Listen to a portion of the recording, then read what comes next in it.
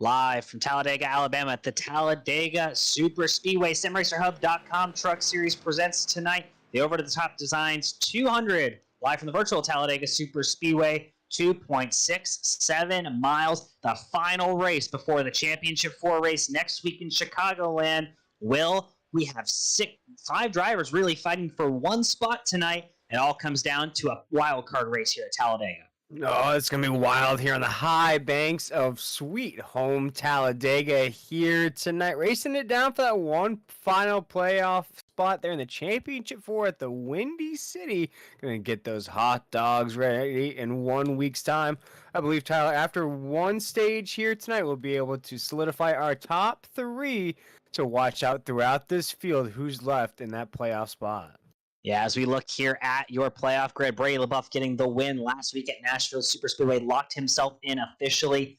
And looking at points, and that we have not a large field here tonight at Talladega Superspeedway, we can essentially say Adam Newbert, Nathan Maurer, barring any issues in Stage 1, look, those two drivers in as well to the Championship 4 next week, Chicagoland. But Will, like we said early on here in the broadcast already, those five drivers, Kerry Tribute to Chris Blanchard, all have a shot. Chris Blanchard, the outside chance looking in, he has to win tonight. But those other four drivers, they can race points tonight. Exactly, and I believe, Tyler, you're going to keep track of that for the fans at home here in the NASCAR 360 Racing Network. As mentioned, Chris Blanchard, though, weirder things have happened here at Talladega, the 14 machine. All he has to do is linger around here at this race. We know big ones are going to happen. If he can survive all the wrecks, he could win and secure that last playoff spot. Things are going to get crazy here, Tyler, but what blows my mind is that we're almost at the end of this season. It's been almost 25 weeks counting all the duels at Daytona, Tyler. I cannot believe we're almost at championship week here at Chicagoland. Yeah, what a season it has been, Will, joining you in the booth. We've had, obviously, some off weeks where we've had other commentators like Wesley Outland in the booth helping us out from time to time. We'd like to give a big shout out to Wesley tonight for all the work he's done for us this season, helping us out in the booth whenever I've been out or you've been out, Will, as well. I also like to thank Adam Flieger, our main producer, for everything he's been able to do for us this season. We're not done just yet, folks. We got one more race next week, season 1, a few weeks off, and then season 2 starts right up. And unfortunately, Will, this will be our second to last race working together here in the SimRacerHub.com Truck Series. I'll be going from the booth to the cockpit next season here in this Monday Night Series. Oh, there we go. Cannot wait for that next series. This qualifying is now taking place. Looks like Sean Hamilton's taking the track right now. Here, one of those drivers that's racing for that last championship spot. He's down the backstretch here into 3 and 4. Let's see where he places at 89. Actually, this is down the front stretch here. And what gets me here, Tyler, at Talladega, see that Geico restart zone's almost at the end of the front stretch, and then that start-finish line's almost at the entry of turn 1. Yeah, that weird start-finish line allows for a lot more moves to be made here late in this race. Those runs off of 4 are going to matter even more here at Talladega than they do at Daytona. But also, so does having the bottom lane coming through the trial, the shorter distance here on the front straightaway. Thing is, people don't realize that bottom lane just above that yellow line at Talladega, that's very, very bumpy. That truck can get very unsettled, especially if you have a truck pushing you from behind. You may end up in the inside grass, or if you correct the wrong way, you may end up in the outside wall. Yeah, right now as we're watching another one of those championship drivers here take the course.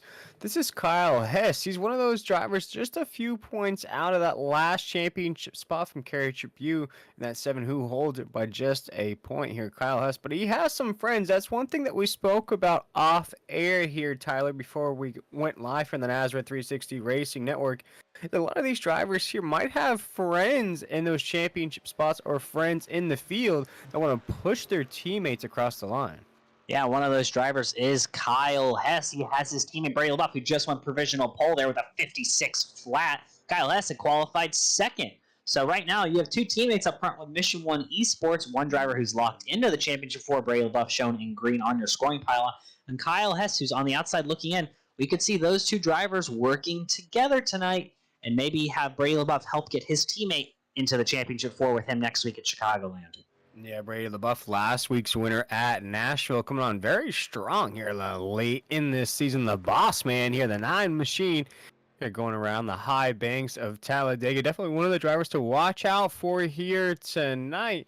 Tyler, as he's not going to take us off of 4 here, down that long front stretch, just see that 9 can better that pole position. I believe this may be his cool down lap. If not, this will be... Nope, that will not better his position, so he will keep that 56 flat. Right now, only truck on track making a competitive lap will be Jason Morales. If we can get Jason Morales on the screen, he's on his second lap now, coming down the front straightaway, I believe, as we look at Justin White. Brandon Broadfoot goes provisional pole, 55.94. And that's going to make the field a little bit more nervous, everybody. There's been a lot of talk amongst the driver chatter this week that Brandon Broadfoot, a.k.a. Ironfoot, may be a driver that a lot of drivers don't want to work with tonight here at Talladega Superspeedway. Yeah, that 24 machine always rocking those Jeff Gordon throwback paint schemes. Here tonight, though, it looks like he's rocking a little bit of a different livery on that 24 machine here. He's going to take us into 3 and 4 during his qualifying run. Let's see what that 24 wants to land on that grid. Yeah, he right now holds provisional pole, should hold that spot barring any fast laps from anyone else. Blake Lothian right now on track, about to complete his second lap. Can Blake Lothian put down a top time? Blake Lothian goes P4, so will not knock Brandon Broadfoot off the pole. Right now, every driver except for Justin White has made a lap so far. Justin White currently on track. You're seeing him making his lap here. His second lap should be up to speed now, so we'll see how Justin White does. We see all the drivers hugging that yellow line here tonight right now in qualifying. Well, you're going to see these trucks be 2, sometimes even 3, maybe even 4 wide here at Talladega. Much wider super speedway than Daytona. Offers a lot more passing and drafting opportunities, as well as different ways to make runs. Obviously, the bottom, the shorter way around, but you can get big momentum swings coming from the top here off the exit of these large corners. Oh, yeah, Tyler, right now, the drivers love it on the racetrack. They can hug that yellow line. They can run these hot laps, so to say, here, get these nice 56s flats on the screen right there, 57s for some slower on the racetrack. But, Tyler, as you just mentioned, once this race starts to go, you're going to start to see those draft lines begin. You're going to start to see that 2 wide on the bottom, 3 wide there in the middle. Some drivers might get a little gambling there on the top side, push it 4 wide, try to push that way top lane there, maybe go close to the wall on the top side. It's going to get crazy once that green flag drops. And you have to remember, folks, if you're unfamiliar with the format here at Nazareth, no fast repair. So watch out for your favorite driver here where they qualify if they're going to get caught up in one of those early wrecks. Yeah, that's going to be a big concern for a lot of these playoff drivers. The 3 drivers in red are on the outside looking in.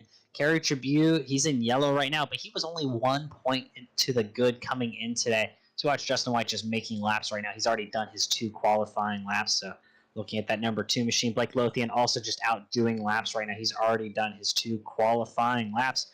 We'll see what these drivers have in store tonight.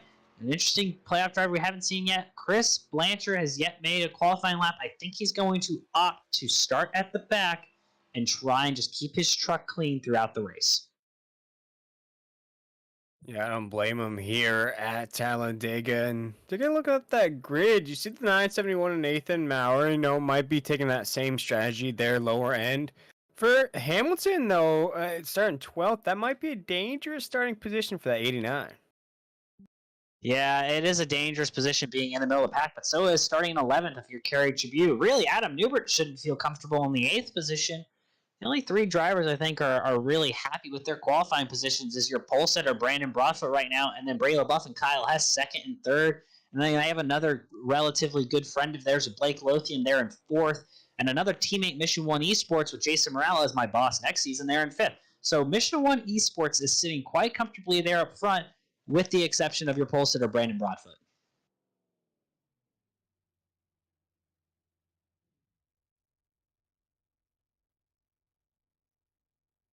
Right now, it looks... Oh, sorry about that. Well, let's say right now it looks like qualifying has wrapped up, just about a minute left. Blanchard has joined the session, but he will not be able to get in a qualifying time, Will. So starting to look forward to this race. Just a minute time until the drivers grid up. What do you think is going to be the big storyline coming out of Talladega tonight? What is your bold prediction? Yeah, Tyler, no, I was just looking at the garage. Looks like there is a few more trucks in the garage that aren't going to run laps. It might be a part of this field here tonight. But my bold prediction for this race, I think it's going to get chaotic early on. And To get the folks familiar with the format here, it's now going to run 22 laps in stage number 1. Stage number 2 will be 46. That's 24 laps in between stage 1 and 2. End of the race will happen at lap 100. That's 54 laps to the end. And I think in these first 22 laps, not only will we set the first 3 championship drivers, I think things will get very, very crazy early on. I hope not too crazy. We don't lose any of our competitive playoff drivers early on tonight. Something else to keep note, Will, drivers have 3 sets of tires, including the set they start on. So that means they only can change tires twice tonight. You may see Oh, drivers yeah. opt to not take tires in stage 1, run it to halfway, essentially at lap 46, take a set there, and then save a set for late in the race. But we're going to take you through our starting grid tonight, starting with your pole sitter, Brandon Broadfoot on the inside, his first career pole in the SimRacerHub.com Truck Series. Outside, already locked into the Champ.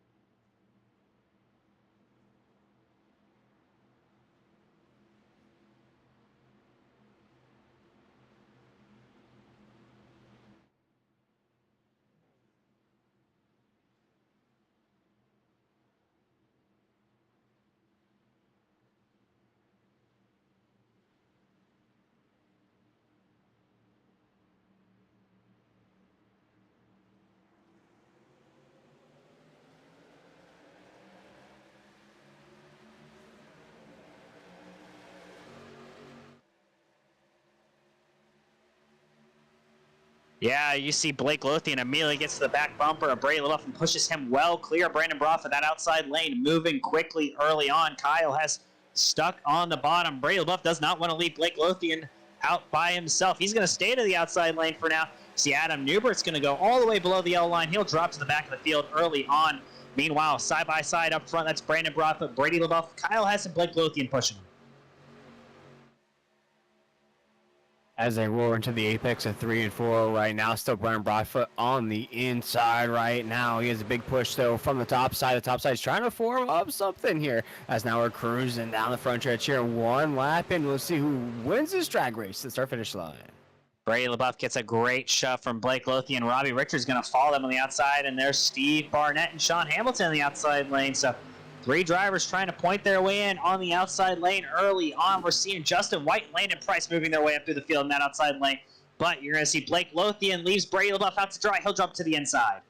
Yeah, right now you see the inside lane's going to take us off corner number 2 right here down the back stretch. And you see early on here, Tyler, the inside lane looks to be the fast lane. You see the top side trying to form up. But what I'm seeing early on as we dig down to corner number 3 right now, the drivers are maintaining the lines. That's very, very good to see here early on. Brandon Broadfoot trying to get some air to the nose of that 24 machine. He's peeking out of line a little bit, probably unsettling that outside lane a little bit. He's going to get to the back bumper of Blake Lothian, push him here through the tri-oval. Robbie Richards to the back bumper of Brady LaBeouf. Blake Lothian looking to lead lap number 2 here at Talladega, and he will. That's lap number 2 led by Blake Lothian.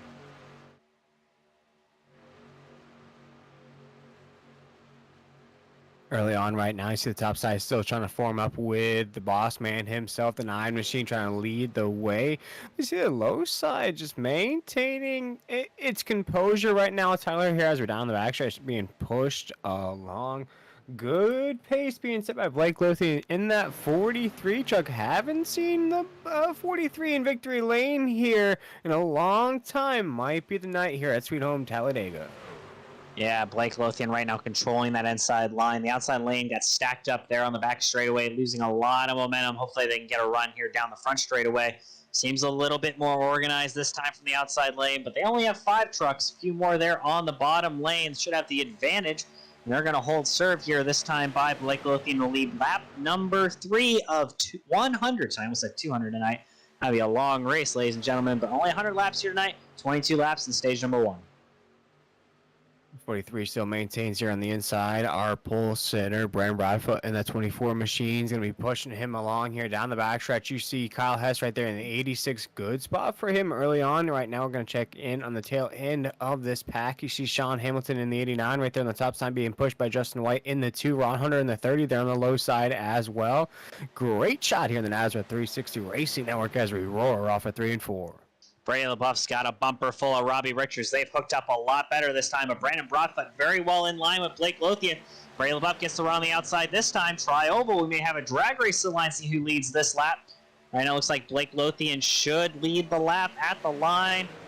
Blake Lothian will lead that lap, I believe, but just by a hair. Call it 0 thousandths of a second. Identical lap times that time by.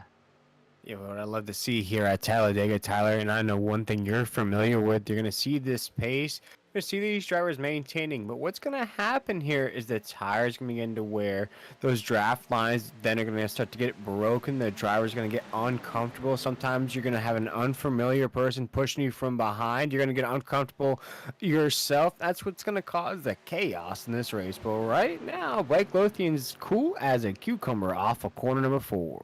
Yeah, track temperature is all the way up to 119 degrees right now. This track is going to be slick, and these drivers are going to have a handful as these tires wear later and later into the run, whether that be at the end of stage 2 if they don't take tires, or all the way at the end of the race if they do take tires at stage 2 break. Sean Hamilton's going to push it 3 wide, maybe some contact there with Steve Barnett. 3 wide here in the 1 and 2. Yeah, Steve Barnett won the All-Star race here at Talladega just a few weeks ago, trying to make it a sweep here. That's a big run, though, from Robbie Richards on the inside. That's no pressure, though, from the leader, Blake Lothian, as he's still going to lead the way. We're now 3x3 racing inside the top 10. Brandon Broadfoot throws the block on the outside lane. Brady LaBeouf and Steve Barnett are going to get big momentum here. We're 3 wide at Talladega early on. That's really going to make those points race drivers really nervous here early on. and that's going to look great for Chris Blanchard, who's 18 seconds off the pack. He started the race from the pit lane. Kerry Tribute all the way in the outside lane, not where you want to be if you're trying to avoid a wreck while still maintaining the pack. Surprised he's not on the bottom, unlike Kyle Hess and company. But that is 4 playoff drivers there in a blanket of this field. Look at this beautiful shot here in the NASRA 360 Racing Network. All of these drivers maintaining as we're 3 by 3 by 3, all for positions inside the top 10. Now a big run forming up air on the middle lane. There's Robbie Richards. Big push there from the inside. He now leads the way down into 3 as things are going to get tight, though, inside the corner. Yeah, Sean Hamilton came up. Blake Lothian decides to get out of line. And that pack has essentially disintegrated. Brady LaBeouf, Steve Barnett, Kerry should be the only drivers on the outside lane.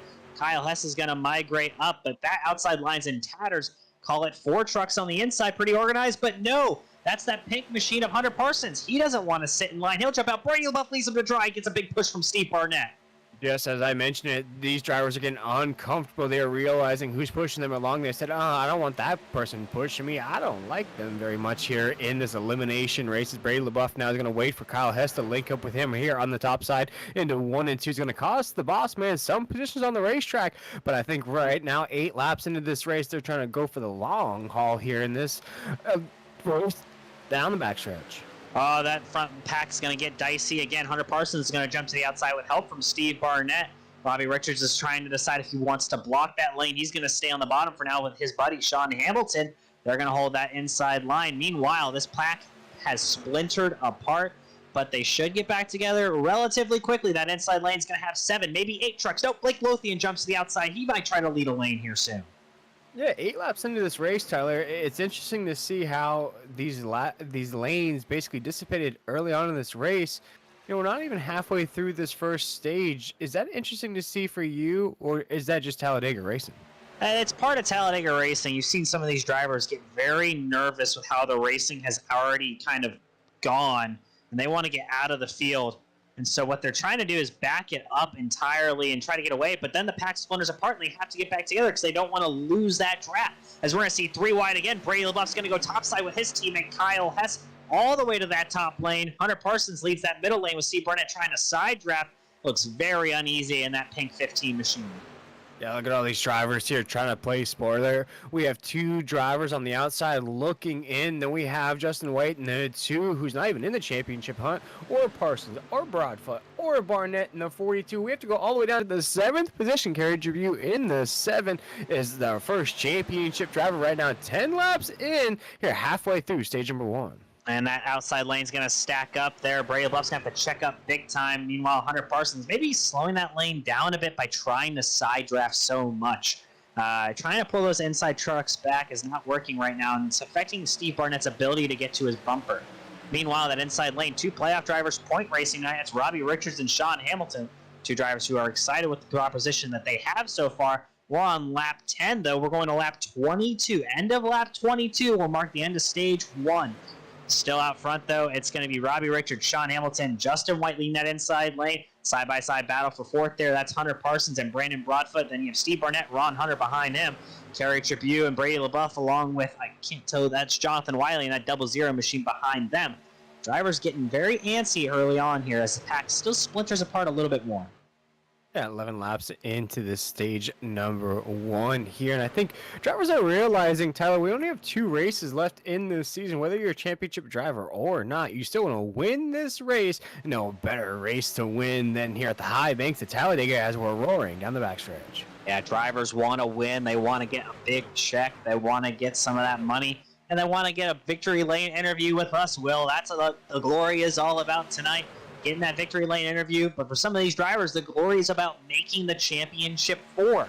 So you have drivers with different agendas, and they're going to run these races very differently, Will. And you're really seeing it early on here with how aggressive some drivers are, while how aggressive some drivers aren't. Yeah, right now here as the 48 machine of Robbie Richardson leads the way on the inside. We're going to cross this line, make a lap 12 as we dig down into corner number 1. Parsons still trying to hold it down there in the middle lane. Very uncomfortable lane, I do have to say myself. As the top side is trying to be built up by Kerry Tribute in that 7. Remember, Kerry is locked into the championship 4, trying to lead the way there on the top side. Big push from the boss man in the 9. Yeah, they're leaving Hunter Parsons behind. Barnett does not like the way Parsons was leading that middle line. Tribute came into this race 1 point above the cut line. He has to point race tonight. He has to run well in these stages. Meanwhile, you see Brady LaBeouf. He's just trying to run well to run well. He's already locked into the Champ 4. Hunter Parsons smartly gets down on that bottom lane. That outside lane is going to have to reset here with Brady LaBeouf and Kerry Tribute. But one thing for Kerry Tribute in the 7, he might be locked in right now. He might have the gold or yellow, whichever way you want to look at it there on that ticker on your screen here in the NASCAR 360 Racing Network. But the 89 machine of Sean Hamilton currently in second here. This is very, very early, Tyler. If he makes a move, though, and wins this race, he could knock the 7 out of that championship 4. He could, and right now we're finally joined by our good buddy Wesley Outland here in the booth. Wesley, you're joining us in the middle of a barn burner stage 1. Mix of drivers already in the playoff championship 4, drivers who are on the outside looking in of the championship 4, and drivers who just want to win a race, and they're all racing very aggressively early on.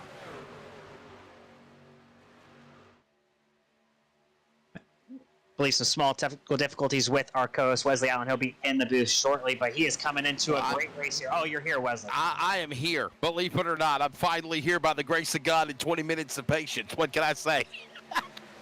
Hey, great it's to good have to you work in the booth with with you us, again, man. It's great to be back, brother. I've been trying to follow what you guys have been doing on YouTube while I was waiting on the wonderful world of Discord to get their head in the game to open up the server to let me in, but man, it looks like from what I've seen so far, this has been a pretty exciting race, man, and I'm happy for Richards to be up in front. He is your inaugural Daytona points race winner. He did win the season opening race to get into the playoffs this year. Robbie Richards, he knows how to get it done on 30, though. speedways.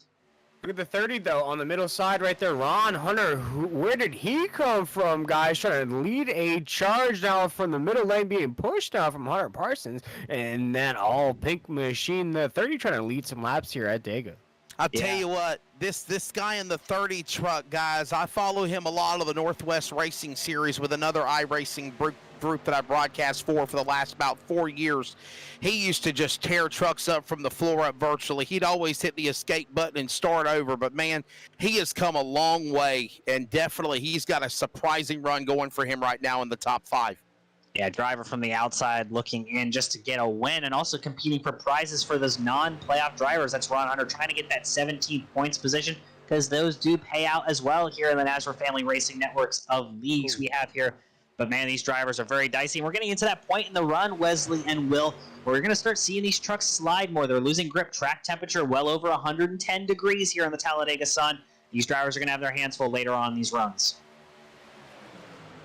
Yeah, it got very dicey there on the corner there, Wesley. You already started to see the drivers drift down to the apron just a little bit as we're going to make it 16 down to corner number 1. Yeah, I think you just got to kind of ride and drive right now, guys. I mean, you got 100 miles of this, 100 laps of this race here, and I mean, you know, that's basically, you know, just kind of get to probably lap 50 and then put yourself in a position where you're going to try to go here at the end of it. It's about 250 miles or whatnot for these trucks, so just kind of be patient, put yourself in the right place, right time, and be there at the end. But to do that, you got to be, you know, race aggressively, but not race to do anything to mess your truck up. Because you got to remember, guys, you know, Tyler and William, you guys follow this series a lot as they work off turn 4. You don't get no fast repair. You mess your truck up, you're done for. And in restrictor plate racing, if you crash, you're pretty much going to be out. Like you said, Wesley, I think the biggest thing is to be there at the end. You have to be there at the end. And we're going to be 3 wide here. Hunter Parsons had enough of Ron Hunter, splits it 3 wide. That's going to really mess up that outside lane. Really going to back up Kerry Tribute and Brady LaBeouf. You see Kyle Hess backs way off of Brady LaBeouf there in that outside lane. Yeah, Hunter Parsons right there was just sitting at the dentist office for his appointment. It was 45 minutes after the scheduled time. He got sick of waiting there, blasted past Ron Hunter in the 30, now leading the charge on the top side. Not only did he do that, guys, he made the outside work to his advantage, and he's now the guy that's leading this cavalry up on the top shelf. Everybody else hugging down below the bottom of the line with Richards, Hamilton, and White. Parsons and Hunter up on the top shelf. Broadfoot, the pole truck right there as well. He'll now jump on the outside lane. Some zigging and zagging, Tyler, as they work through the travel. Yeah, zigging and zagging exactly what's happening in the back, and that's because these trucks are getting more and more unstable. Brandon Broadfoot jumps the outside, that inside lane, now down to 3 trucks. They splintered apart. Outside lane has all the trucks and all the momentum. Hunter Parsons was able to lead a lane earlier, but couldn't go anywhere. But now he's got more trucks behind him, some faster trucks along with Ron Hunter, Brandon Broadfoot. Maybe he can take the lead, but his aggressive side drafting has prevented his drivers behind him. Oh, wow, that's a close movement there. Again, his aggressive side drafting, Wesley and Will, almost wrecked the entire field. Oh, man, things are getting crazy right now. As Robert Richardson leading the way in that 48, has Hamilton in the 89 right behind him as we're leading the charge off of 4 here. Parsons still trying to make a party there as he now has another taker there on the top side. And you got him to the outside, Wesley there. Yeah, man, I'm about to say, I mean, you open that door, honestly, Tyler, I was about to say the exact same thing, and he's trying to literally make something work on the outside. We'll see if he can make it stick on the outside because Richards is under attack. Richards under attack. Richards just needs to have points tonight. He doesn't have to win this race to move on. He just has to outpoint Kerry Tribute, Sean Hamilton, Kyle Hess, and as long as Chris Blanchard doesn't win the race, guys, Robbie Richards can get himself into the championship 4. But that wild card, Chris Blanchard, he's not up here in this pack right now. He's waiting till the end of this race to go racing because he knows his only way into that championship 4 is through victory lane. I think it's kind of crazy that the penultimate race of the regular season is going to be to decide the championship 4, if you will, in this playoff run. I mean, basically, you just got to be patient and hold on to your line. I'll be honest with you, Tyler, with what you just said. If I'm Robert Richards, I'd get the hell out of that pack. I wouldn't even worry about dealing with all this stuff going on. But then that's the mindset of that sim racer, real racer mentality. You want to win. You want to win races. You know you're in the championship 4, but right now you want to go for that W for sure. And a win at Talladega would be amazing. Yeah, Robbie Richards has to point his way into that championship 4. He's in a very tight point battle with Kerry Tribute, Kyle Hess, Sean Hamilton. Kerry Tribute came into the race 1 point above Robbie Richards in the points on that cut line. Kyle Hess was 6 points back of Kerry Tribute, and Sean Hamilton was 8 points back of Kerry Tribute. Where are all 4 of those drivers right now? Inside the top 12 in this main pack. They have to have these points because if Brady LaBeouf, Nate Maurer, Adam Newber, or someone not in the playoff wins tonight, those drivers are racing on points to get in. Yeah, and what could just be conceded as a caution flag to just take a breather right now. Robbie Richards is going to take the 1 to go here in stage number 1. Correction, make that 2 to go, gentlemen. End of lap 22. We're beginning lap 21. Wesley as they go through 1 and 2.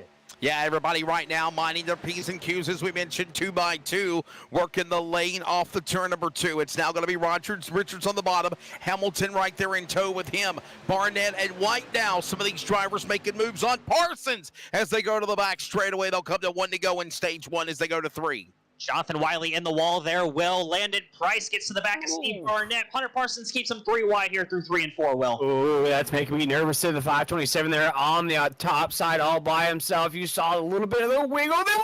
Contact. There's contact off of 4. That's Parsons' truck, guys, scraping down to the bottom of the apron there. He's got damage on his machine. Some other drivers are also caught up in it and brought into this melee. Caution is no caution. We're still green. We're going to run to the end of the stage, getting back to the lead pack as they're through 1 and 2 this time by. These drivers still keeping the pedal to the floor. 2 playoff drivers looking to get their way into this final 4 up front. That's Robbie Richards and Sean Hamilton. The big field split apart. They're coming down the back straightaway, Will. Yeah, Robbie Richards leading the charge there on the inside lane into 3 and 4. Barnett trying to make something happen there. There goes Hamilton on the top side. Barnett to the low side now, pushing Robbie Richards around 3 and 4 right now. The 48 trying to close out stage number 1 right now. He needs these points, trying to make his case for the championship 4 as the 48 will take us down this long front stretch. Eric Tribute all over the back bumper here. Sean Hamilton as we come to the line to end stage number 1. Who's going to get it? It's going to be your Daytona winner. Robbie Richards wins stage number 1. Wesley, that's a big deal for him. Do you see that? 3 wide for second across the line between Hamilton, Barnett, and Tribute. Easy pickings for Robert Richards, but 3 wide, too close to call. Thank goodness we got timing and scoring. And they were 3 wide coming to the line at the end of stage number 1. That's just a little sample of what I think we're going to see here at Talladega. Wow. We're going to look at it again. Watch this one more time on the pole instant replay, Tyler Dittmer. Look at this. A great finish, and it looks like, I believe, Steve Barnett will finish second in the stage. Sean Hamilton will get third. Kerry should be fourth. Look at that picture, gentlemen. Oh, and actually they did pass Hamilton. Barnett just got around Hamilton. Look at the instant. Look at that right there. And on the outside, man, Kerry Tribune just missing it by at least maybe half of a fender, half of a hood. Two thousandths of a second. 2,000ths of a second separated Steve Barnett and Sean Hamilton from 8 stage points and 9 stage points for Sean Hamilton tonight. And those stage points are crucial, William Tiller, because we're into the championship playoffs. The more stage points you get, especially if you're one of them playoffs going to the championship for drivers, this is crucial to put yourself in the catbird seat in placement, seeding to run for a championship. Yeah, exactly, Wesley. And here on the NASCAR 360 Racing Network, as we watch what happened there just at the end of stage number 1, unfortunately, Hunter Parsons, who looked to have a fast truck here tonight, have some heavy damage on that. But me and Tyler talked about it here, Wesley. After stage number 1, we can all but solidify those top 3 spots. Brady LaBeouf, of course, our first championship driver, winning at Nashville. Then we look at Adam Newbert. We can go ahead and officially congratulate him being a championship driver. And Nathan Maurer, the 971, also going to be a championship driver at Chicagoland. But, guys, that really leaves it down to Kerry Tribune in the 7, Robbie Richards in the 48, Kyle Hess, Sean Hamilton, and Chris Blanchard, where right now he's down in 21st position. So, unfortunately, right now, things not looking too bright for the 14 machine. That's a strategy call, though, from Chris Blanchard. He's going to ride in that 20th position until stage 3, and then he's going to go for that win.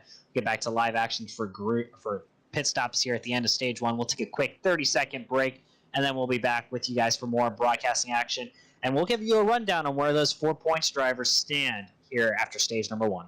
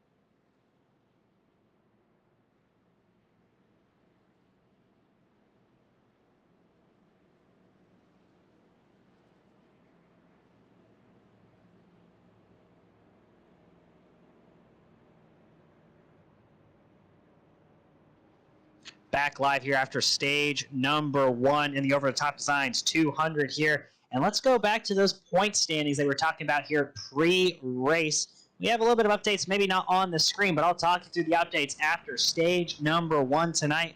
Robbie Richards started on the outside looking in, a point behind. Robbie Richard is now 2 points ahead of Kerry Tribune here in the playoffs. Sean Hamilton, 9 points behind them, and Kyle Hess is 13 points behind them. So right now, Robbie Richards +2, Kerry Tribune -2. Sean Hamilton -9, and Kyle Hess -13. That is your updated stage playoff point picture for that last remaining spot. So right now, Robbie Richards in the catbird seat as the field is 2x2 down the backstretch. We'll get you regridded here, and then we'll get back to great green flag racing action here shortly. Right now, regridded though, up front, Sean Hamilton will lead the field back to green. Steve Barnett on the outside. Robbie Richards, Justin White, row number 2. Row number 3 is Ron Hunter and Kerry Tribune. Row number 4 will be Jonathan Wiley and Brandon Broadfoot. And then finally rounding out the top 10, row number 5, that's Kyle Hess and Brady LaBeouf. Will, points already making a big impact on how these drivers are going to race.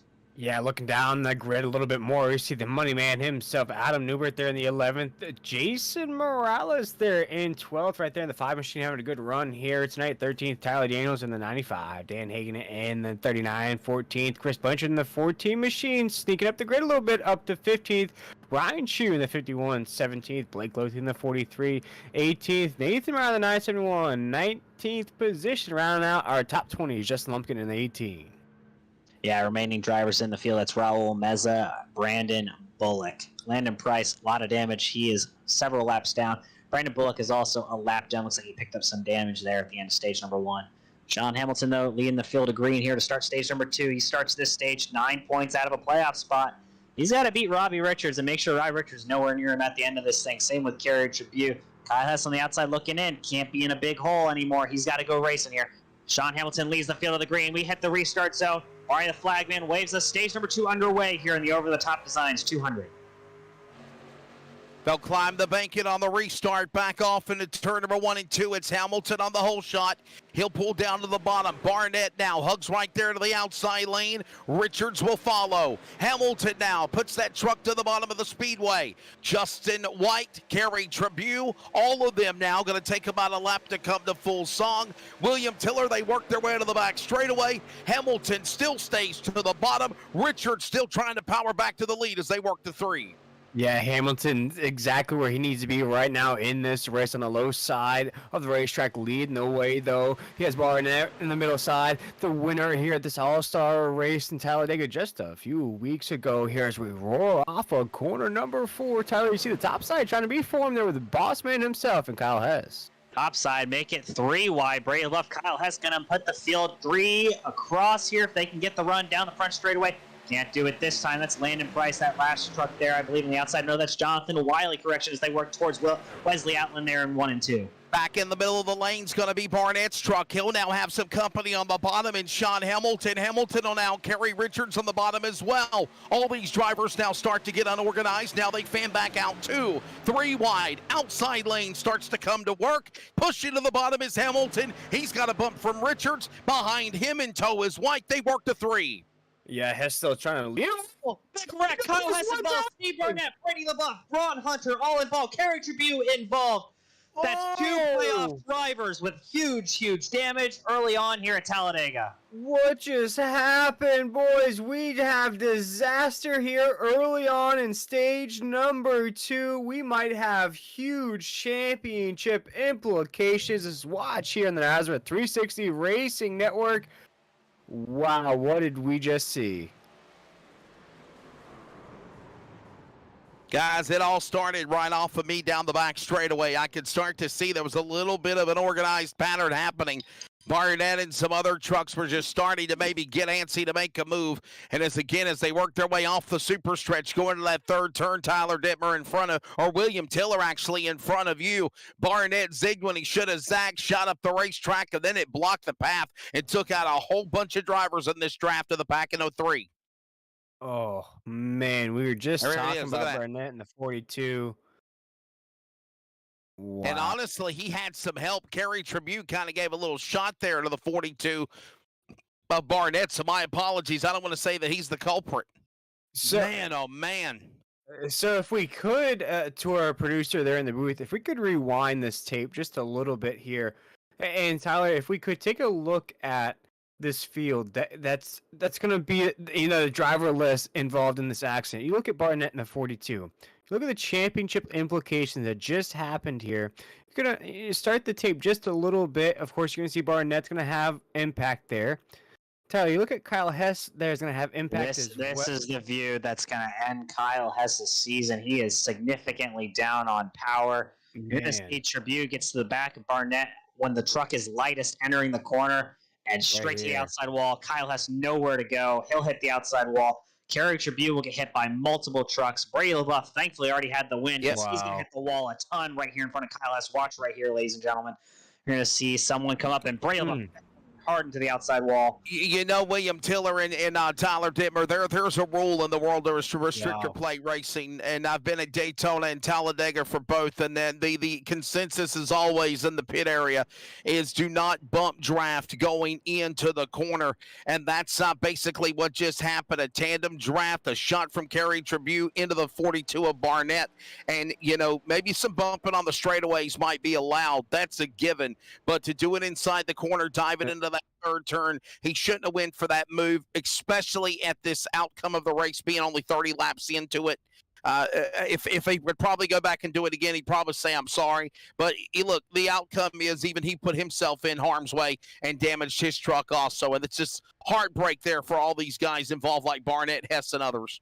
Yeah, Mr. Wesley Allen, this is the unofficial list of drivers involved in that. We look at Brady LaBeouf down pit road in the 9, Kyle Hess in the 86 down pit road, Jason Morales in the 5 down pit road, Ron Hunter in the 30 down pit road, Kerry Tribute in the 7 down pit road, Brian Shue in the 51 down pit road, Jonathan Wiley in the 00 down pit road, and Steve Barnett in the 42 down pit road as well, guys.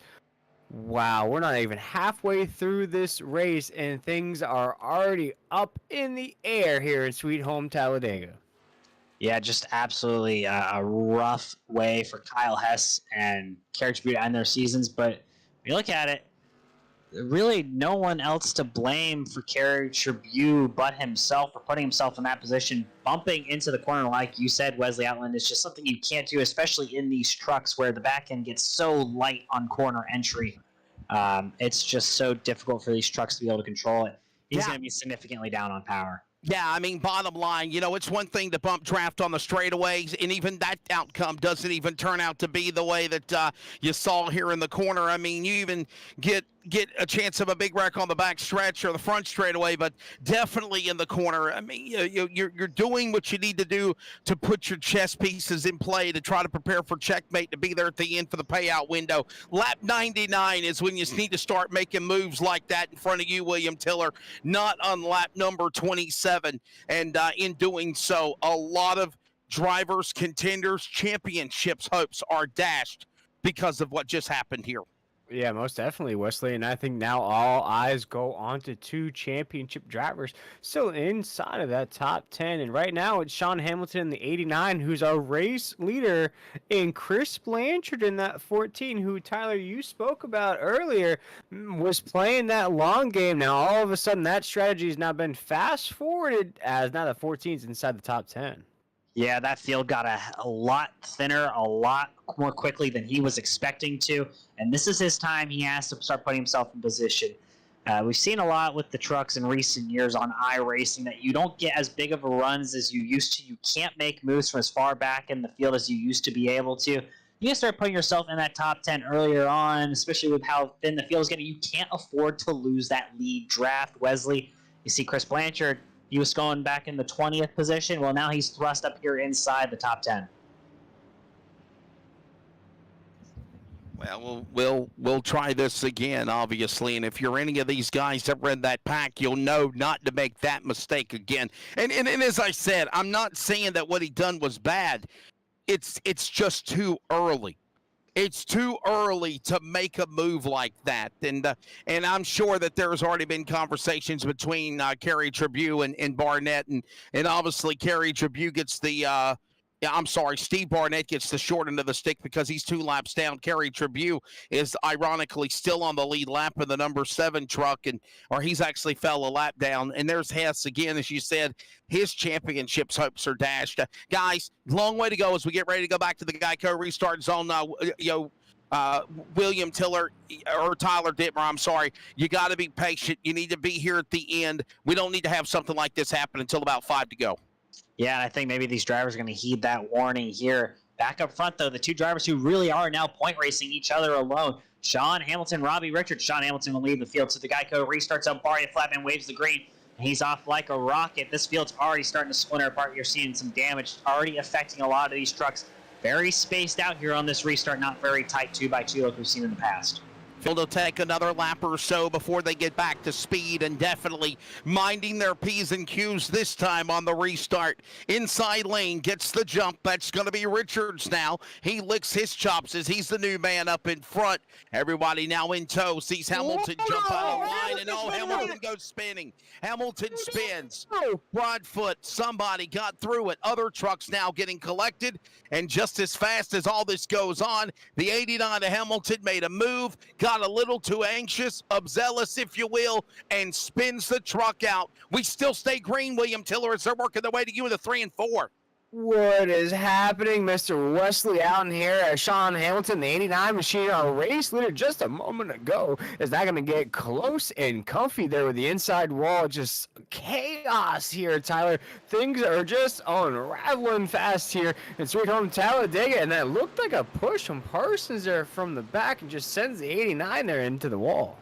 It was a bad block there from Sean Hamilton. I don't know why he got shoved from the bottom lane all the way to the third lane. Did Robbie Richards hit him bad when they were coming up to speed? I'm not quite sure, Wesley, but it looked like the field kind of just separated, and then Sean Hamilton was by himself. Hunter Parsons coming with a huge run. A poor blocking decision by Sean Hamilton. That'll send his truck around. And by the way, we're still under the green flag, guys. No caution out yet. Richards is the man that's up in front now, but now he's got Blanchard to deal with up on the outside. Mezza's now stuck his nose in that battle on the top shelf. White to the bottom. Pole truck Broadfoot now sticking his nose into here. And here comes the pink truck. Hunter Parsons also working their way back to start. Finish. All of this is going on, guys. Let's catch up where we left off here as they work back off into the corner. Blanchard now powers his truck to the lead. Put now Richards and Blanchard to battle do-si-do. Behind him is going to be White. Meza will follow. Then you've got now Broadfoot and Parsons. These suit 6 trucks now. William Tiller coming to speed now in front of you, and they're starting to slice and dice, but no one now doing anything here to make a crazy move like we just saw a moment ago, as here they work to your way in 3. Yeah, just like a cutlery set that you buy from Sam's Club or Costco, wherever you love those knives. Just don't cut it right now as these drivers are trying to slice and dice. But look at this run right now out of the 9 machine. Just a big push at a look at that, man. Again, the 37 machine, Raul Mezza, Tyler. Raul here late in this season, trying to make a push now on the top side. Oh my goodness, Mr. Wesley, and we're back to you. Well, they'll work their way again back off into the corner down to the inside. Blanchard down to the bottom. Here comes now Richards. He'll fall back 2, 3 spots, maybe more now where Justin White is. Blanchard to the inside. Meza now powers his truck to the lead as they work their way to 3. Just been absolute chaos early on. We saw Hunter Parsons wreck at the end of stage 1. Will Tiller, no caution. He just got spun around in front of the field. Everyone avoided him then. A lot of attrition has happened since there. And Chris Blanchard, who needed to win tonight to make the Final Four, well, guess what, ladies and gentlemen? He's leading the race. Working that field back to the bottom of the racetrack as they cross back across the start-finish line. Blanchard down back to the inside. Put the 9 back to the lead. Richards right there, hugged right behind him. Raul Meza getting something up. Started on the top side with the pole truck of Brandon Broadfoot, the Millie's Next Gen Coliseum Clash winner. Works the back straight away. Blanchard now breaking away from those drivers, William, as they work the 3. Oh my goodness, good Raul Meza over there on the top side, trying to get a big push there from Brandon Broadfoot in the 24R pole. Sitter drifted back just a little bit here early on in this race. Now Chris Blanchard leading the way on the low side. Robbie Richards been a top truck here tonight, holding it down inside the top 5. They're on the low side. The low side there, Tyler, separating now from the top. No top side lane as we're going to cross this long front stretch. Will Chris Blanchard become the Pied Piper of Talladega here tonight? Well, everyone's single file right now on the bottom. Hunter Parsons, though, doesn't like sitting in line. He's going to look to the outside of Justin White. Guess who's going to come with him? That's Raul Meza in the 37. Outside lane reforms just as quickly as it went away, but right now those front three trucks on the bottom holding serve as they go towards Wesley. Yeah, and Parsons has got help. He's got some company in the likes of the green and white 37 of Meza now to give him a little shot in the putt in the pants to the back straightaway. They stay locked to the outside lane. Everyone else now stays to the inside. Blanchard holds everyone on toe. Parsons now powers. Blanchard gets sideways, drops to the bottom of the apron, pulls up in front of the track. Parsons is wrecked. Parsons and Richards have wrecked. Caution is out. Hunter wrecked. Raul Meza wrecked. Are all the playoff drivers out? What is going to happen now? I don't see Chris Blanchard anywhere. Did he get in contact as well? Will all 5 drivers have damage? This may have just been the implosion of the entire playoff grid, gentlemen. Send the crew to the $1.25 tree right now. Get some duct tape, whatever you got to do. Get that truck back out on the racetrack. Because right now, Tyler, I think all you got to do is make sure your truck crosses the start-finish line at the end. You might secure that last playoff or that championship spot. Kyle Hess has left the server. He's given up, but he doesn't realize that Robbie Richards is out. Robbie Richards had to tow. His truck is done. Robbie Richards is out of this race. Kerry Tribune is 15th, was 2 points behind Robbie Richards, and he may get in with a damaged truck tonight. Sean Hamilton, this helps him. Remember, he just got spun earlier, maybe some light damage, but he got spun, lost the draft entirely. He'll get back up with the field here as we still have many laps to go in stage number 2. Actually, call it about 7 when we go green, hopefully. Guys, I just saw it all break loose in front of me off the back straightaway. Getting ready to throw it to you, William, in turn number 3. There was just a little punt there, obviously. A little shot there by Richards. Getting into the back of the 2 was, of course, Justin White getting into the shot there on the machine of Blanchard. And Blanchard goes below the apron, drops down on the flat, comes back up in the racetrack. And honestly, it's not Blanchard's fault. That's the demon of what happens when you have something like that happen on the racetrack. That's the gremlin. And he shot back up the racetrack, and then he tags the back of Richards' machine. Robert Richards is probably going to be done. Hunter Parsons more than likely going to be out because he had if he had 9 laps, he just sped them all there a moment ago in that pink number 09 machine. And then, of course, Hunter Parsons, another driver, William Tiller that we or Tyler that we talked about that had such a good run going for him. His truck's now all damaged and battered and smoke bellowing from the rear end. Yeah, that's Ron Hunter you saw blowing up there. He's done. That looks like Robbie Richards' truck that you just saw tow off the screen on that replay. He's done. Raul Meza is out. Hunter Parsons is out.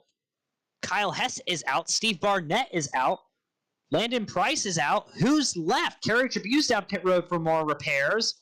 Sean Hamilton may still point his way in tonight, gentlemen, with just how this race has gone. I don't know if Chris Blanchard, can we keep a replay on Chris Blanchard? I want to see if he has any contact on him here, because he may be able to point himself in now for all we know. Yeah, looking at that for sure, Tyler. Chris Blanchard, I was just about to say, every championship driver is off the racetrack. Chris Blanchard is the only one. Looks like he's still there. Sean Hamilton's still riding around at the tail end of the pack there. But Chris Blanchard, we spoke about this off air here tonight, Tyler. He had to win, and he was in scenario. We also talked about to begin this broadcast what I thought was going to be the case, and I thought chaos was going to ensue early. Going, we Adam, saw keep it going. already. I want to see if any of the extra bit keeps going. I'm pretty sure he can keep going through. You see him slow down a lot, but I don't know if he gets any contact. I'm going to assume no contact for Chris Blanchard. So field is reset 2-2 now. We're going to have to figure out who's still left at this point, Wesley and Will, but the field has really just disintegrated in front of our very eyes. You see, here's a great view. Richards just destroyed there. Wow, you might have some damage there on Justin White's 2 machine as well. Boy, and you look at that right there. And for Parsons, our non-playoff driver here tonight. And guys, we haven't even reached the end of stage number 2. We also talked about Tyler. We're not halfway either. Not even halfway, Wesley. We talked about how the end of this race, 54 laps. We talked about how long that was going to be, who driver was going to survive. Guys, we're not even close to that 54 lap marker there at the end. And look at Brett Broadfoot already back up to the top of the grid after getting that pole position. Yeah, Brandon Broadfoot back up in the at the end when it's all said and done. I tell you what, Tyler, why don't you try to grab Brandon Broadfoot? Let's get his thoughts. He's always great to talk to, man. I know he was ecstatic when he got that first win. I wonder what he's got to be thinking right now. We'll get his thoughts. There's a long way to go for one to go. The lights are off on the pace truck, but let's see if we can get him in here and we got Brandon Broadfoot in here now, your race leader. He was your pulser. We talked to you in the pre-race, Brandon. The field's pretty much disintegrated in front of our very eyes. What have you seen up front that's led to so many accidents, so on knocking out playoff drivers? Well, if I want to mention 3 wrecks I've missed between the start of the race at 40 laps, I tell you, I got Lucky Charm underwear on right now, but I don't. But I tell you what, it's been chaotic. I don't know, man. It's a wild card, and hence the name, wild card race. So I'm having fun with it, but my hands are sweaty. I'm nervous. My heart beats up. It's Brandon, it's Wesley here on the back straightaway, buddy. Would you say that probably some of this racing's definitely being a little too aggressive by some drivers in the early going for sure? Yeah, I would say with 100 laps, that's a lot of laps around this track. The 3 wide, yeah, that's a little too much, especially when they tried it earlier. I was like, man, I get it, Brady's in the Final Four, but 3 wide, man, that's just way too early for my comfort. I was thinking about dropping back to the back, but I'm holding my ground now, and hopefully we can get a good stage win here, or a good position in the stage. But good to have you, though, Wesley. I love when you announce the races, man. Thank you, buddy. Thank you very much. Well, it's an honor to be here with you guys as well. I think Tyler and William do a phenomenal job, and you hang in there, brother. You're about to come back to the Geico restart zone. Thank you, sir. That is your current race leader, Brandon Broadfoot. To his outside, he has Tyler Daniels, and we haven't talked about much tonight. Then row 2, Blake Lothian, Adam Newbert. Row 3, Chris Blanchard, Nate Maurer. Drivers who they're locked in for sure now with all the chaos we've had, gentlemen. But we're going to go back here racing to end stage 2. Just about 6 laps to go here in the stage when we get the green flag. Brandon Broadfoot in the Geico restart zone. He hits the gas. Barney the flagman waves that green flag. We're back racing here in the over-the-top designs. 200 here as the field races off towards Wesley Outland there in turns 1 and 2. Here's the deal. You got less than 60 laps to go. Let's man up and be out of trouble here to get to the end. Remember the old cliche, to first win the race, you must first finish. A lot of big contenders are out of the show. Broadfoot now powers back to speed. It'll take about a lap for these guys to get back to full song. Blake Lothian, the Massachusetts driver, Blanchard in tow. Right there, top 3 as they go to 3 there in front of you, William. Yeah, top 3 now going to lead the charge. The inside lanes, now the preferred lane. Adam Newbert, though, the money man, now back in the mix there. The 4th position you're starting to see now way top side. They're starting to be built up. Now it's starting to lead the charge there. Tyler Daniels going to get flushed out of there as now we're ripping down this long front stretch here at Talladega. Nate Maurer wants nothing to do with this lead pack. After all the chaos he's seen, he's going to go to the apron and get way out of dodge. Sean Hamilton, though, he's going to make it 3 wide. He wants some stage points because he realizes the door is open and there's money to be cashed to make that championship 4. If he can get stage points, he can put himself in the catbird seat. And all he has to do is make sure Chris Blanchard doesn't win the race the remainder of the night. Like a hot dog flying right out of the bun. Lothian now under attack. He now has some company from the inside lane. That's going to be the machine of the 24 Broadfoot. Hamilton, though, up on the outside. He battles now with the help of White with a push. They're going to go 3 wide for the lead in front of you in 3. Oh my goodness, just like me climbing stairs at a water park, I am nervous about the top side of this grid right now. It is so sketchy as we come off of quarter number 4 right now. Boys, just keep it clean. Let's get to end of stage number 2 here as we're down the front stretch. We're looking for the end of lap 46, gentlemen. Meanwhile, that bottom lane's getting dicey. Almost 4 wide for a second. White thought better of it. Sean Hamilton, your new race leader that time by.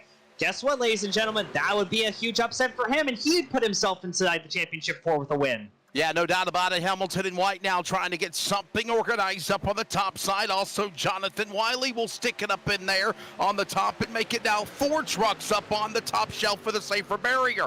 Hamilton now hung out to dry in the middle lane. Here comes the inside lane go. Broadfoot holding off Blanchard. They work the 3.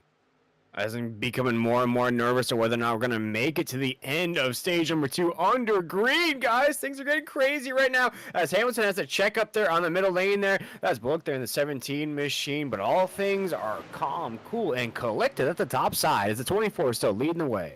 Brandon Broughtfoot's got Chris Blanchard right behind him. Chris Blanchard, well, he's happy to ride here in the stage because as long as Hamilton's still in this race, Blanchard cannot point his way and he has to win this race. Hamilton very much in this race. Kerry Tribune back inside the top 10. Now he's in the 9th position there on the inside lane.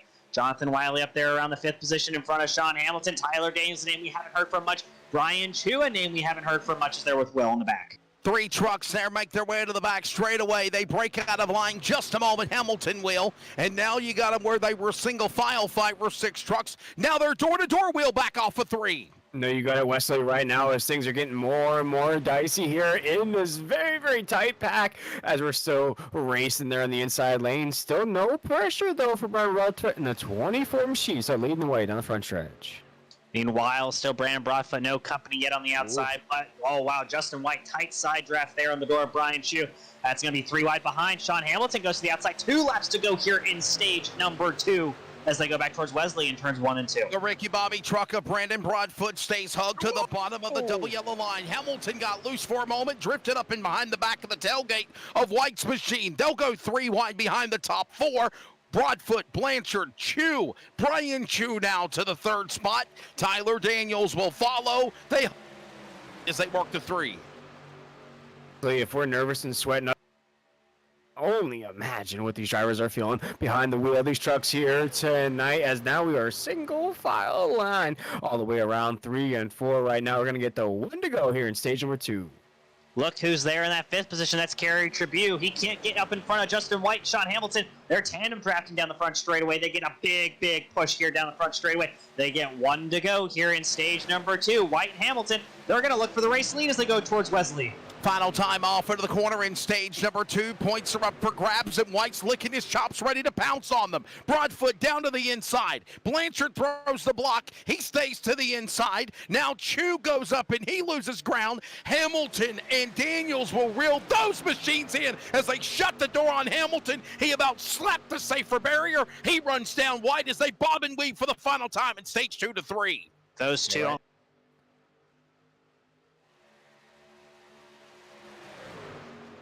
Yeah, as we come off of 3 and 4 right now, Brian Broadfoot in the 24. Tyler still leading the way on the inside. Top side still trying to form up something. So trying to form up a run here as we come down the front stretch. Chris Blanchard gets to the outside of Brandon Broughtfoot. Can he pull him back in time at the line? It's going to be a drag race down here for the end of stage number 2. At the line, Blanchard, I'm going to call it.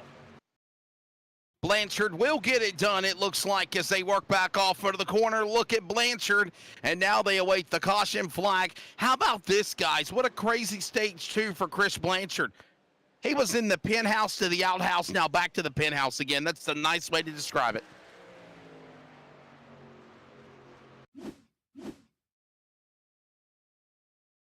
Just a wild end to stage 2. We're going to get the replay here from the instant replay on the pole.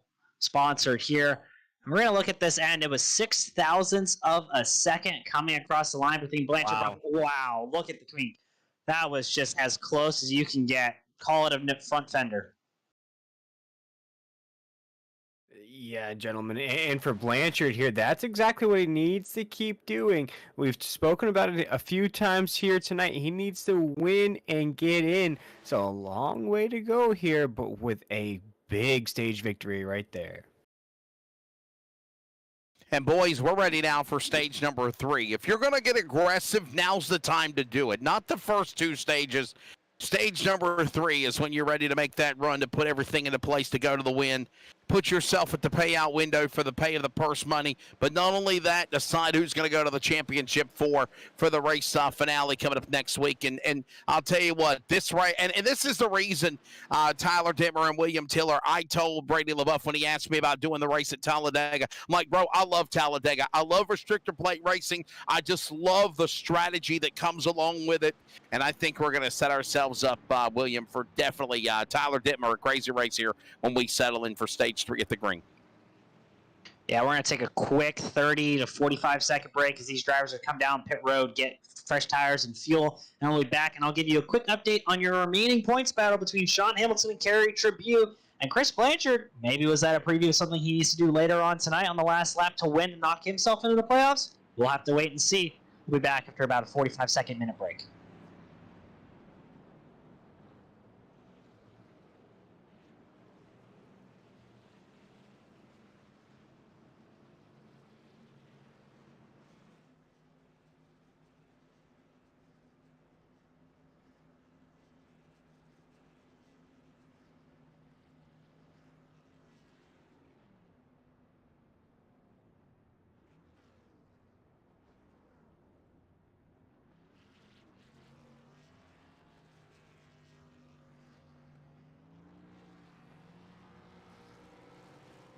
I can't find a way to interview the voice chats. Right now, Tribute.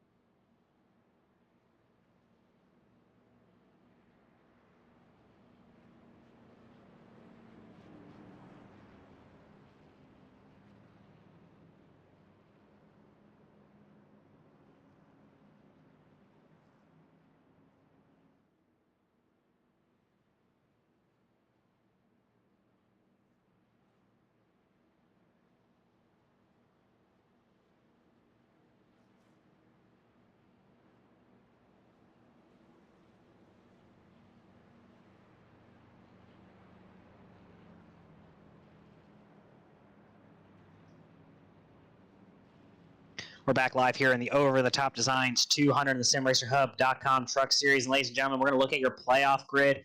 We already have Bray LaBeouf locked in coming in tonight. You can move Adam Newbert, Nathan Maurer into your championship four. So those top two drivers below Bray LaBeouf and that Elite Eight, move them onto your championship four. Right now, Kyle Hess, Robbie Richards, they are out. Their trucks are in the garage. They are done for the night. Those two drivers are eliminated.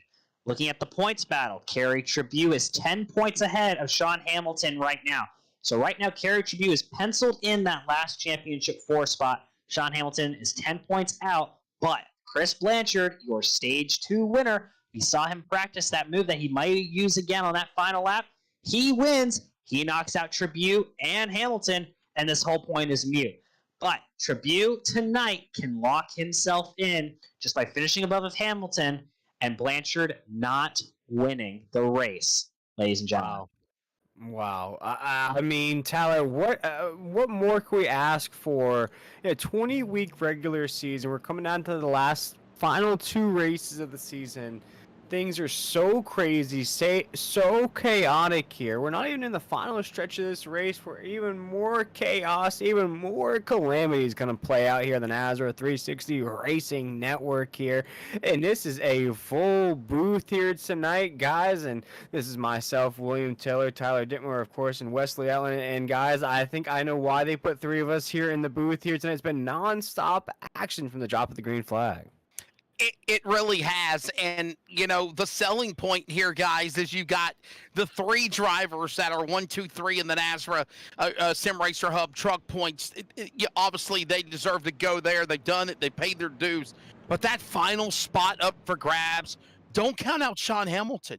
Don't count out Gary Tribune, and don't count out either Blanchard, because any of these guys are going to do any and everything they can, William Tiller, to put themselves in the catbird seat, Tyler Dittmer, to win a championship spot in this final opportunity. And like I said, you're now officially getting to lap 50. This is when you lay your cards on the table, place your bets. This is how you decide who's going to go to the race for Chicago for a championship, Tyler. Yeah, and you see Gary Tribune will lead the field to the green, one of your 3 drivers who can still get it done. Jason Morales to his outside, about ready to go green. Looks like Tribune messed up that start, went going, and then stopped. That might be a restart violation for the number 7, not realizing where the restart zone was. That was absolutely insane to see there. Jason Morales, though, gets the big jump, and behind him, he's got Brandon Broadfoot again. Those two are going to go to the lead. Tribune does have a black flag, I believe. Yeah, there's a penalty coming for the number 7, Gary Tribune, and it's upsetting for him now all the while. Here comes now Brandon Broadfoot. He'll power back up in. Hamilton on the outside. He'll carry it out. Dane Hagen with him in the NASA colors. All these drivers quickly getting back to 3 wide in a hurry, Tyler, as they work their way to you into turn number 3. Passing it over to Will here in turn 3 and 4. Will, the action's hot and heavy. They're 3 wide throughout the field. Yeah, Jason Morales, as a fan in the chat, watches along with us here on the SimRacerHub.com Truck Series every Monday night. Loves to see that 5 machine leading the way here at Talladega. Jason Morales still the race leader. Oh, a huge charge out of Hamilton, the 89 on the top side. Sean Hamilton loves to make those charges to the front. Can this one finally be the one that sticks? We'll have to wait and see. But can Chris Blanchard have a Christopher Bell-like moment last season in the NASCAR Cup Series in Martinsville, Wesley Outland, and win and lock himself into the championship 4? Here comes Hamilton, though. He'll power that Burgundy 89 truck from the outside to the inside, working off 2. He puts it to the lead. Justin White right behind him. This 2-truck tandem, William, working your way to 3 as Morales, Broadfoot, and Hagen start to get organized and get into order. Yeah, we've seen this all night long, that top 2 can get together, link up, so to say. They can lead the way on the top side. The 89s loving that he has Justin White in the 2 machine. Justin White here in this series coming on late as one of those contenders for the next season here. Watch out, the championship hopes didn't happen this season for the 2, but right now pushing the 89 not long here down the front stretch. This is the most single file we've seen from the field in a long time. Wesley and Will. Wesley, as they work towards you in 1 and 2. Maybe we'll see a long, calm green flag run here in stage number 3. Yeah, it looks like Hagen's trying to get something started. As you're seeing now, the entire cavalry of trucks working their way. You better stay up with the front pack, Adam Flieger. Here comes now Hamilton. White's right there. Here to the inside goes Morales. Morales will scoot up in front of Broadfoot's machine. Meanwhile, here comes that outside lane. Hagen powers his way, William. He's got Bullock as a wingman to go to 3. Just like a rocket launching off a launch pad 39A, Dan Hagen right now is trying to launch that 39 to the top of the grid, trying to make some friends on the top side. The 17 truck's trying to push him along, although the 89 of Hamilton still leading the way here down the front stretch, Tyler. I don't know the viability of this gentleman, but something to keep note of. Fuel window tonight is 26 to 31 laps. Stage number 3, well over 50 laps. We may have green flag stops, and we'll see how that will play into the action as they go towards Wesley off of turn number 2. Working up again, Hagen up on the outside. He'll get back to Hamilton's back door. Here comes now the machine of Broadfoot. He's on the tailgate of the Morales entry. Morales now right behind White. Do-si-do, 2 by 2. When do you make your move as they climb the banking to 3? Yeah, right now, Jason Morales in the 5. We love riding on board with these drivers here in the Nazareth 360 Racing Network. Gives us this first-hand point of view what these drivers have to put up here at Talladega. And right now, Tyler, these drivers are starting to bounce along here. They're going to have those freshies on these trucks, but you just talked about those green flag pit stops. Watch as we have that Yahtzee reshuffle as we're across that Geico restart zone. And a lot of these green flag stops may be for fuel only. A lot of drivers have made 2 or 3 stops. They only had 3 sets of tires to work with tonight. If they took tires on both their first 2 stops, they have none left to work with. 50-plus laps in the hot Talladega sun, Wesley. That's going to be a tough task on these drivers. And remember, there's also going to be probably that green flag pit stop that's going to be a crazy equation to determine the outcome as well. Hamilton with White down to the bottom. Hagen with the help of also Tribune trying to get back to the bottom with Bullock. And now Hagen makes the outside lane work for him as he works his way to 3. Yeah, Hagan holding it down there on the top side is going to lose the lead for just a split second. Sean Hamilton still going to lead the way on the low side. I'm liking the speed, though, on the top side here, Tyler. Late in this race, starting to see some more drivers prefer that top side. Yeah, that top lane's going to get more and more busy as these trucks start to handle worse and worse in this Talladega sun. And especially if they have no tires, Wesley, they're going to lose a lot of grip in these trucks. You may see that outside lane start to power through as they work towards you off of 2. Oh, yeah, being ready to work off of that second corner, and they're going to be storming at speed now. They're at full song. Everybody stays hugged to the bottom of the racetrack. The outside lane led by Hagan, inside by Hamilton. They're still right there, do-si-doing, 2 by 2. No one breaks out of line as they climb the banking to 3. Yeah, as we're rolling around 3 and 4 right now, one thing to talk about, guys, our top 3 on the grid. Top 4, though, big movers here in this race. 89, Sean Hamilton up 11 spots. Dan Hagan, the 39, up 19 spots. Justin White up 10 spots. Brandon Bullock in the 17 truck up 16 spots. From the drop of the green flag, these hard chargers leading the way here across the start-finish line. And a lot of that, Will, is due to the calamity we have seen. But despite all the calamity, we still have 16 trucks on the lead lap and within 2 seconds of the race leader, Sean Hamilton, right now. And a pretty fairly good green flag run as well, Tyler, right now. Back into the corner into 1 and 2. They come storming down the back straightaway now in front of my broadcast position. No one jumping out of line. Hamilton and Hagan are now in a stalemate. No one making any moves. This is what they should have done the first 2 stages. There might have been more trucks, William Tiller battling here at the end. Yeah, coming around 3 and 4 right now. Tyler waiting for this pace to pick up. When do you start to see these drivers start to pull out of line? I think you have to wait until after the green flag stop. The green flag stop is most likely going to be a fuel-only stop for a lot of these drivers who have already used their 2 sets of 4 Goodyear tires tonight. You're going to see all these drivers fuel-only. How many of these trucks stay together after these green flag splash and dashes or full tank fill-ups the rest of the way? And do they get extra fuel for a green-white checkered, Wesley? Seeing how this race has gone, I would assume yes. You better put yourself in the catbird seat to be ready to go into overtime if we have to go and extend it, especially after the crazy chaos and mayhem we saw in the first 2 stages. I think everything right now is the calm before the storm as Kerry Tribune jumps out of line. He goes from the middle lane to the outside lane, and he tries to get something going 3 wide on Broadfoot in 3. And Carriage Tribune's just going to be left all by himself right there, just like a kid in a group project. You're looking for partners. Everybody else is partnered up. Carriage Tribune said, I want friends to work with here in this race. Nobody wants to work with the 7 as he gets flushed out of this lead pack as the 89 still leading the way across the start-finish line. Yeah, Kerry Tribune went from up inside the top 6 to now sitting on the outside of the top 10 and 11. And that means as the points, as they run, Sean Hamilton would be your driver advancing because he's up 10 positions on Kerry Tribune, and he would win the race. He would have the best finish, and, of course, the win would lock him in as they work towards the Don't count out Blanchard, though. Blanchard's trying to get back into that battle. Also, Tyler Dittmer, as he's now powered his way into the Elite 8, back straightaway. Tribune falls back. Blanchard's now in the game. Hamilton leads, but Hagan is still in a stalemate on the outside. Tiller as they go to 3. Yeah, I want to see how long this can stay together right now, just like a Jenga puzzle piece. You're just building blocks one after the other. You begin to pull pieces out. As Tyler, you talked about that tire wear could be those pieces starting to fail on these drivers. Right now, Dan Hagan's finding some speed on the top side. Dan Hagan in that NASA paint scheme number 39 has found speed late, and it may be in part due to having a mostly clean truck. He's avoided a lot of the calamity, Wesley.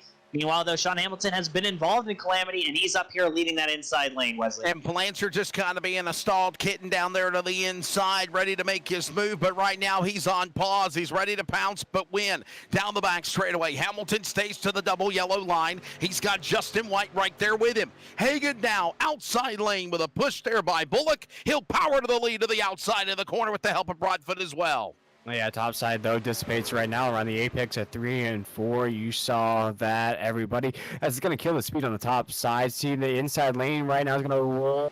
Now the yellow line being led by Sean Hamilton. And we're going to have a drag race at the start-finish line. I'm a little bit worried, guys, about that 7 of the Carriage Tribune machine. He lost a little bit of that tight draft, and he has been falling back, losing time lap after lap. He's lost about 2 to 3 tenths each lap. He's going to get picked up by this train of 5 trucks behind him. but they're going to have such a big run. Do they just go to the outside and leave them high and dry? No, it looks like Nate Maurer is going to stay in line for now. Yeah, Maurer, Newbert, Lothian, Chu, Lumpkin, some of those drivers that are in that pack. We're finally going to run down the 7 of Kerry Tribune. The smart thing to do, William Tiller, is to let them hook up at speed, get single file, and punch the first pack. But I don't think that's going to happen as Kerry Tribune out of the bottom. Maurer makes on his own move as he goes to the outside to 3. Carries Newbert, Lothian with him in the corner. And what could just be considered a nightmarish race for Kerry Tribune in the 7. He watches that herd of drivers. Look at Nathan Maurer right there, Adam Newbert, Blake Lothian. Now he just has to find some friends. He's not finding any on the racetrack right now, as now Kerry Tribune will be all by himself on the tail end of his pack. I think they realize that that truck is severely wounded, and maybe that early on damage of Kerry Tribune's machine is finally paying dividends here. Yeah, he's lost a lot of power. He's going to lose that draft here, Wesley, on the back straight. Can you say hopes, dreams dashed, diminished, and a chance at the championship 4? While that goes on, Dane Hagen leads the NASA machine down to the leader with Bullock in tow as they work to 3. Yeah, 39 machines leading the inside lane. Brandon Bullock right there in the 17 truck. And who would have thought here, Tyler, 2 races left in the season, we'd see these 2 drivers leading the way off of 4. But you got to think, though, that quicksand starting to fall out of the hourglass. That green flag pit stop is creeping up on these drivers.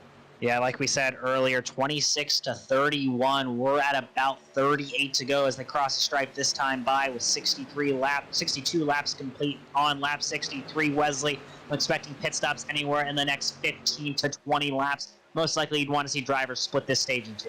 Yeah, I'm thinking around lap 75 or 80, the pit window will be open for service. And if anybody wants to pray for a caution, do so right about that time. Or we're going to see green flag pit stops, and it is totally going to put everything in flux. Right now, Hagen the leader, Bullock, Hamilton 1, 2, and 3. Hamilton doing what he needs to do to go to the dance, holding off Blanchard as they go to 3. And Tyler, one thing to mention as well for some of these drivers, you know, you might not have a win all season long. You've been through the ringer, so to say, 20 weeks in. To win at Talladega, the second to last race of the season, would just feel like winning a championship for some of these drivers here inside the top 5 as a 39 machine. Dane Hagen takes us into one. Speaking of championships, Kerry Tribune actually did end up catching that tail end of that long train, so he's still in the fight, ladies and gentlemen, especially my friends here in the broadcast booth. He's still in it. Don't count him out quite just yet. Yeah, I just think right now he's looking for a caution or possibly those green flag pit stops and to try to find somebody to go with them. It's a conveyor belt with a kaleidoscope of virtual colors now down the back straightaway for the first time as the conga line works into 3. That's just like Freddie Mercury once said, I'm just trying to find somebody, and he can't find anybody on the racetrack right now as we're still single file rolling off of corner number 4. Yeah, these drivers finally doing something maybe they should have considered doing earlier on in stages 1 and 2. Maybe we'd have more playoff drivers competing here at the end, and that's getting single file. Maybe call Dan Hagen the Pied Piper of Talladega. The drivers seem to be playing well with each other at this point in time. Seems pretty content to ride behind that number 39 machine. Yeah, and Bullock is right there behind Hagen's machine. He seems comfortable. So is Justin White. Blanchard also right there, climbing comfortably into the top 6. Morales, LaBeouf, by the way. Hey, a man that's in the championship 4 doesn't mean he doesn't want to win. He's methodically put himself into the top 10 again in the 3. Yeah, right now it's just still single file on the low side. You start to see a little bit of something building up on the top side lane right there. I'm trying to catch a glimpse of that truck on there. It looks like Brian Broadfoot in the 24 machine trying to find some plays up there on the top side, although he's just showing all by himself right now, and that's okay. He's got the me on the Cougar on the hood right now, Tyler. Feeling good, feeling confident here tonight. And it's working. He's not losing ground. You'd argue he's holding still or maybe even gaining some ground because that inside line isn't super tight. He's able to get a side draft down on the few trucks that are tight together. He's actually going to gain a position if he can get down in front of Chris Blanchard in time. Will he? Nope, doesn't get the job done quick enough. No, he's not able to do that. It looks like he's lost some ground. Blanchard not going to back off 1 iota down to the inside of the racetrack. And Hagen is still going to keep these drivers in tow below the line as they work their way below the double yellow line. They don't cross that line, but they stay single file, though, coming out of 3. Yeah, coming off a 3 right now, starting to see some separation for the first time tonight, Tyler. Top 2 down, starting to separate from the 89 and Hamilton, who now has to watch out just a little bit for the 24 Broadfoot, who's starting to sneak up on the top side. Again, Brandon Broadfoot does it by himself throughout 3 and 4. A little bit down the back straight, did a side draft off Tyler Daniels when it looked like Blanchard was going to close that door. Didn't affect Broadfoot at all. He was able to get back that position. He's going to side draft off Justin White here. If he can suck that 2 machine back, maybe he can gain another spot down the back straightaway by Wesley. Hagan, Bullock, Hamilton stay to the inside. White will follow as well, mimicking his Broadfoot battling Daniels. They're 2 by 2 to the back stretch. Broadfoot on his own top side of the racetrack. Now breaking out of line comes another truck. Here comes Daniels. Morales will break out of line and go with also the driver of the number 24 Broadfoot to 3. The 5 machine, he said, "Andale, amigos," as he's pulling Brady LaBeouf, the boss man, the 9 machine right there, trying to link up with Brian Bradford and the 24, who's very patient there on the top side, waited for the cavalry to come there, now pushing the 24 on the top side. Only problem is those 2 trucks pushing him are both damaged from incidents early on, but if they can get enough of a push there, that outside lane, Brandon Broadfoot can pull them along as they're going to get to Wesley off of 2. 2, 3, 4 trucks are better than 1. The outside lane is coming to fruition now. It's starting to work. Here comes Broadfoot now, squealing down to the bottom. He'll carry Morales. He'll carry LaBeouf. Here comes a 4th truck. They're trying to gang up on the trucks on the bottom into 3. Yeah, right now things are getting very dicey right now as you see Jason Morales in the 5 on the top side lane, trying to sneak up through the top 5 right now. Stan Hagan in the 39, so leads the way off of 4. Off of 4 they come. Brandon Broadfoot now side by side with Justin White, make it a 4 truck. That's Jonathan Wiley there on the outside lane. Further back in that second pack, being led by Nate Maurer, they have Adam Newbert, Blake Lothian, Brian Chu, Justin Lumpkin, Kerry Tribute. Those 6 trucks a little bit behind this lead pack, but Brandon Broadfoot's coming. That outside lane starting to form up just a little bit better, Wesley, as they work towards you off of 2. About to get to 30 laps to go as well, and the action is definitely going to get intense here down the stretch. Dan Hagan still stays to the bottom of the racetrack. Brandon Bullock is right there in tow. You're on board with Blanchard. Blanchard, the main driver, now being passed by a driver that's already in the championship for Chicago. LaBeouf, he's with Morales, he's with Broadfoot, the pole truck, and they work the outside to 3. Yeah, riding on board with Chris Blanchard in the 14 machine here on the NASCAR 360 Racing Network. Chris Blanchard still in the mix here tonight. Has to win to secure that last championship for playoff position. But Tyler, as the rest of the field has been demolished here tonight, Chris is all of a sudden in the mix here across the start-finish line. This is the most momentum the outside lane has had yet since they've gone single file. Brandon Broadfoot to the outside of Dan Hagan as they enter 1 and 2. Can he get the position battle going here as they work towards Wesley down the back straightaway? They're going to be even for second, Brandon Bullock and Brandon Broadfoot. And if we don't get a caution flag sometime soon, green flag pit stops also about less than 10 laps away as well. Hagan still stays to the bottom.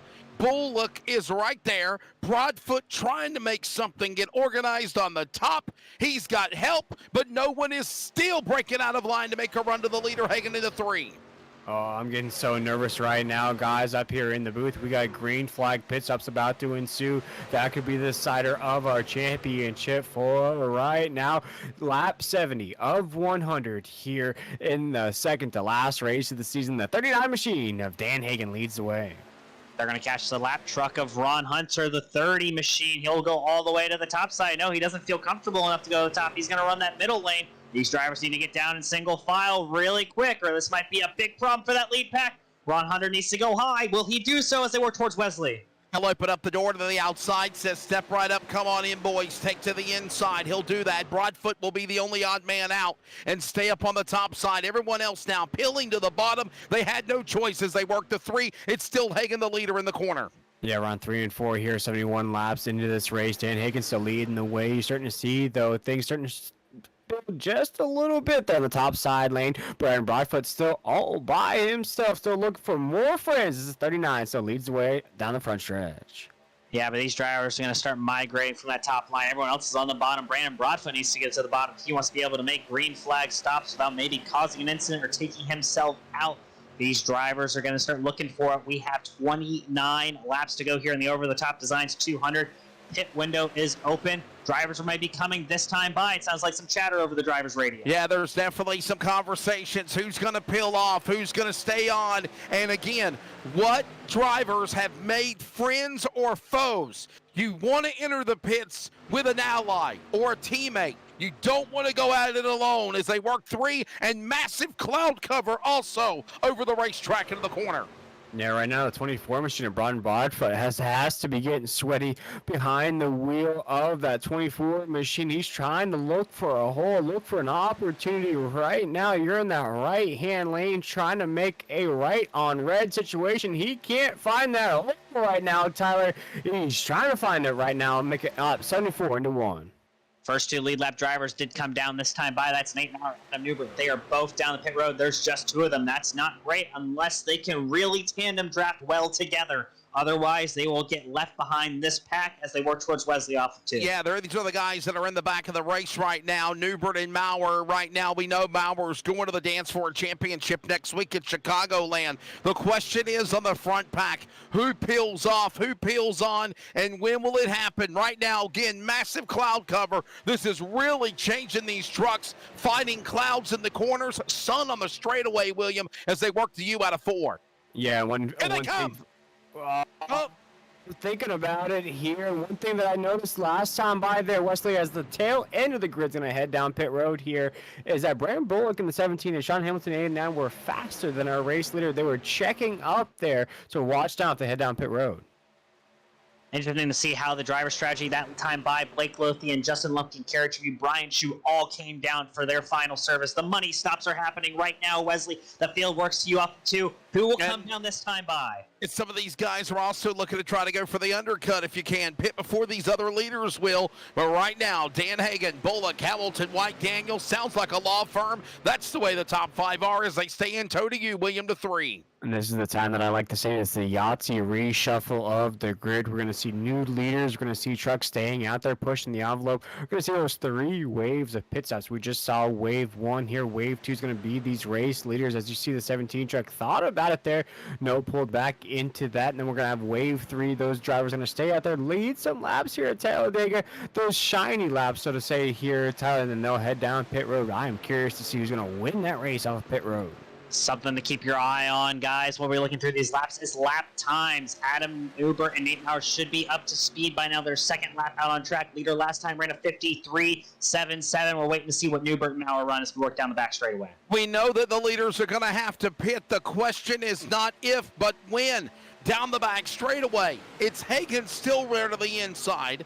Bullock will follow. Hamilton trying to lay all the cards on the table to put himself for that final championship 4 spot as they work to 3 and come to 25 to go. Yeah, still wait for the leaders to head down pit road now as we're waiting to see the 17 truck. Thinks about it every time we go by the entry of pit road there, Tyler. Must be communicating with the 39, Dan Hagan. Yeah, leaders last lap by were about 0.2 faster than Newbert and Maurer, but it looks like Newbert and Maurer have found speed on this lap as they've hooked up with Lothian, Lumpkin, and company. Brian Shu and Carey Tribute got left off the back. They're 3 seconds behind that pack of 6. So now it's just a pack of 4 as the main field works its way down the back straightaway. Remember, we mentioned sometime between laps 70 and 80 is when the pit window would open. They've got to go somewhere within that window. The tanks have got to be draining dry on fuel for the leaders right now. Dan Hagan still stays to the inside. The conga line of 6 trucks. No one jumping out of line. Who is going to peel off? They're not showing no signs of stopping right now as they get ready to work off turn 4. Yeah, still coming off the corner right now. We'll see if they head down pit road here. No, they do not. Dan Hagan still leads the way. We're going to make it less than 24 laps to go here in Sweet Home Talladega. They need to pit now. They were a second slower than those 4 trucks chasing them last time by. Make it even slower. They ran 54.2s last time by. That 4-truck pack ran 53 flats. So these leaders have to come in soon or they're going to find themselves way behind this group of 4 that you see on screen now of Newbert, Maurer, Lothian, and Lumpkin. And by the way, those drivers, of course, right now, about 40 seconds back behind the leader of Dan Hagan. Hagan to the back straightaway, works his way to the inside. Bullock, Hamilton, same follow. White, Wiley battle side by side. Daniels, Broadfoot, William also to 3. Yeah, coming off of the corner right now. We'll see if these leaders head down. No slowing, no trucks down in the apron. Just they're coming down right now. Oh my goodness, it's just Dan Hagan, the 17 truck of Brandon Bullock. Big pack stays out on the racetrack. Split the field in two, essentially, from that lead pack, and that may actually end up hurting them even more. Those 4 lead trucks, 2 playoff drivers already locked in, 2 non-playoff drivers. They may be ahead of this entire field when this is all said and done, gentlemen. As we work through the main field, the leader's still on track. That's Sean Hamilton as they come off of 2 head towards Wesley. I'll be honest with you, Tyler, if we don't get a caution flag, you're going to see now probably 3-4 different packs of traffic all around this 2.66 mile speedway. Nonetheless, Hamilton, when does he pit? He stays to the inside with White following in 3. Yeah, Hamilton right there. He was going to be my sleeper pick. Had you asked me here tonight, Teller, I was impressed by the runs of the 89. Now down pit road with that second pack. That's the big problem, though. Brady LaBeouf and everyone who came down with him, they're almost a tenth or a quarter of a lap behind that lead pack of 4. We'll have to see where these top drivers come out. There's your front 4 leaders, and there's the front of the pack that just came in. They are way off the pace, not even up to speed yet. Those lead 4 trucks are working their way towards 3 and 4, but right now the leaders are on the front straightaway getting their service. Will they have a quick enough stop? It looks like Chris Blanchard might have missed his stall. Wow, that's heartbreak for Chris Blanchard, one of those guys that were already trying to go to the championship for, needing a good race. He overshoots his pit stall, and all the while, this is going to cycle back around in 20 seconds. The drivers of Adam Newbert, Nate Maurer, Blake Lothian, they're going to be right there, right with the leaders as they work off of turn 2. But remember, though, Tyler, when they come off the pit lane, they cannot come back onto the racetrack until they hit the blend line in front of yours truly, down the back straightaway, the blue cone. And that's going to be the end of those races. Chris Blanchard misses stall entirely. He still has to make a pit stop, doesn't have enough gas to make it to the end. Meanwhile, the only 2 drivers who maybe are within an earshot, that's Sean Hamilton, Justin White, but those are only 2 trucks versus the 4 very powerful trucks of Adam Newbert, 8 Maurer, Blake Lothian, and Justin Lumpkin, as they're with Will in 3 and 4.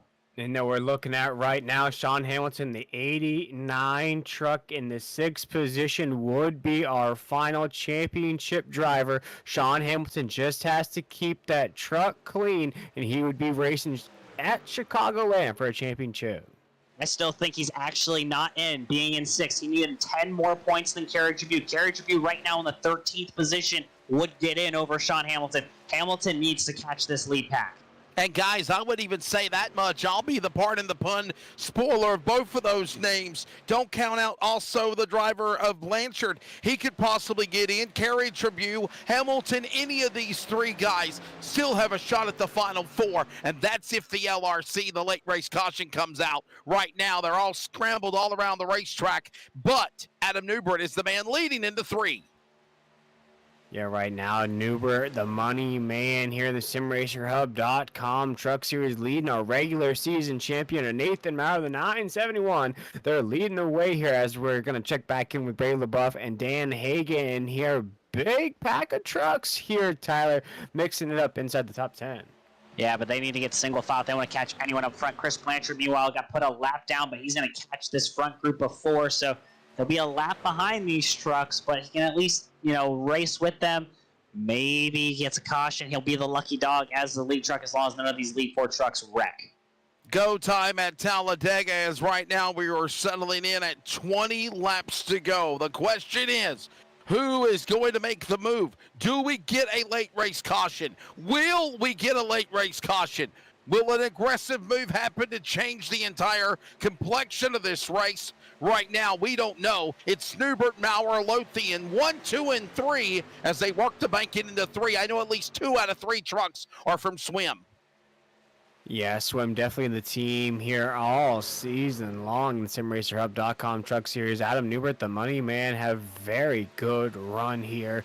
I think he won about 3 or 4 races in a row, or he went on a stretch of 6 for 8 there, Tyler. Very impressive run from the 4. Although Nathan Maurer, our regular season champion, was very cold here in these playoffs, has done enough to be one of those championship drivers, but here tonight going for a race win.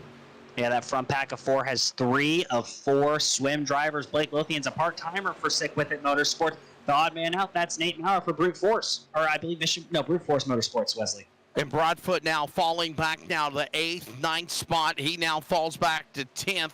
All the while, all of this happening with the leader, Newbert, up in front. Nate Maurer, though, remember, Lothian, Lumpkin, 1, 2, 3, and 4. They're right there with each other as they work to your way, Tyler, out of 4. Yeah, they are by far the 4 fastest trucks on the track, a second faster than every other group of trucks out there, these front 4, with Chris Blanchard hanging on by a thread. Will and Wesley, as we're getting down to it, 18 laps to go. Barring a yellow, we will most likely see Kerry Tribune in the championship 4, but don't count your chickens before they hatch, Kerry Tribune. Anything can happen in these late race moments. Wouldn't that be something amazing? Because we several times, William Tiller said he was out of the dance, out of the fight. Fell back in that draft and free fell behind the leaders in the pack of the draft, and he had all that momentum.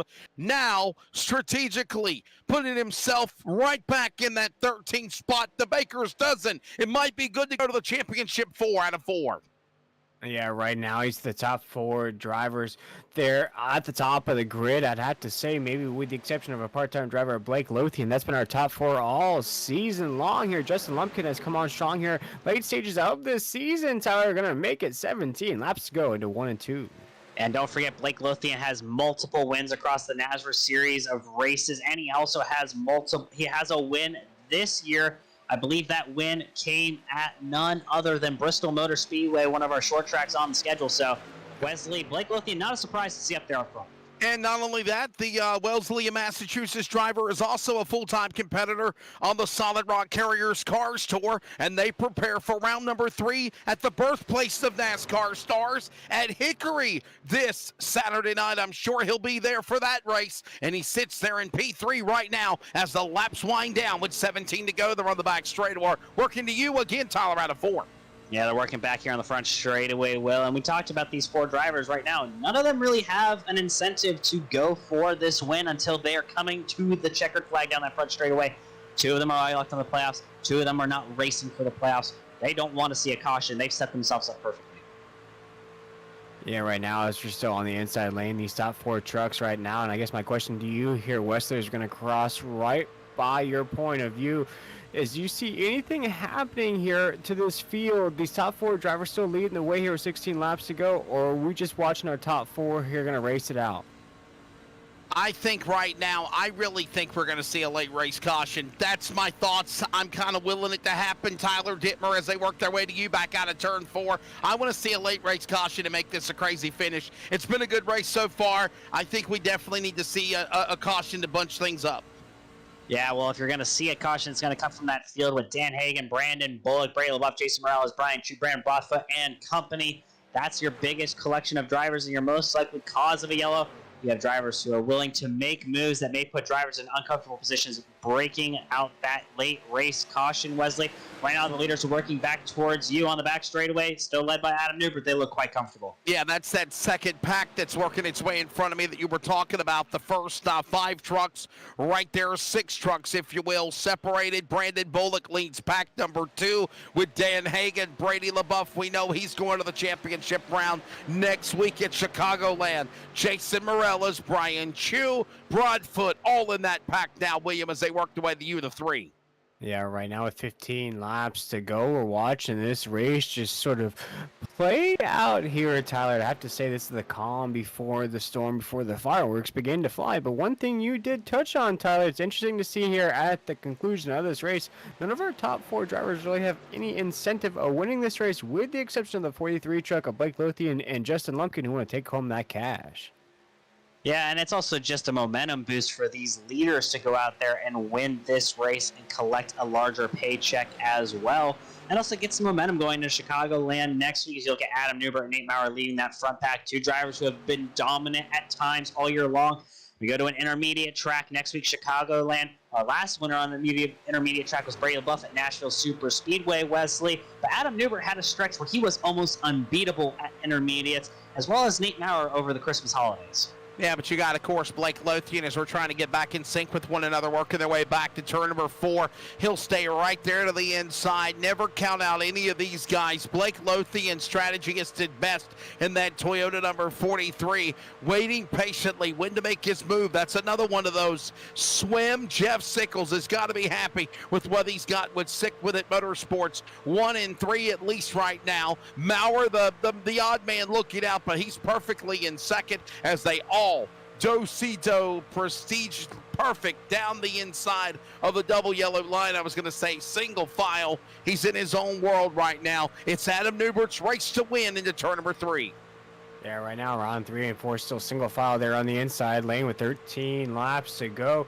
And Tyler here, they're going to roar towards this front stretch. A few disappointing finishes here tonight. Hunter Parsons going to be out of this race for Alameza 37. Again, going to get that bad luck bug. And Robbie Richards, the 48, not going to finish this race here tonight either.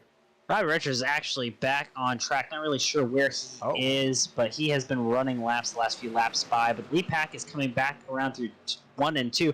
But important to note, that backpack is catching Sean Hamilton, Justin White. Actually, they have caught them now.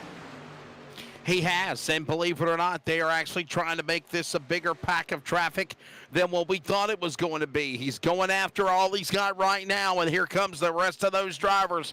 Step right up, come on in, more pack. 3's a crowd, more 5, 6 trucks is going to make it fun. And you got all of these guys trying to go after each other, going to turn number 3 to make it a crazy finish down the stretch. Yeah, I love to see with 12 laps to go. We're going to see if everybody can just come together like a Metamorphosis Power Ranger here tonight on the NASCAR 360 Racing Network. You see everybody now falling into line. Oh my goodness, Tyler, this is more teamwork than I saw out of the 86 Dream Team. Yeah, this teamwork is what we have been missing. If we maybe had this earlier on, we had a larger pack, and maybe we'd see the pack come back together if those green flag stops Wesley. But right now, we have what we have, those 4 trucks out front. Ooh, cue up the Bob the Builder theme. What's going to work? Teamwork. And right now, teammates see they're flanked with one in the middle. It's still right there, single file. And here's another deal. Even though they might be not your teammate, your foe, your ally. Who do you run with? Do you hook up with a driver that's got a much better race going than somebody that might be a cause of concern?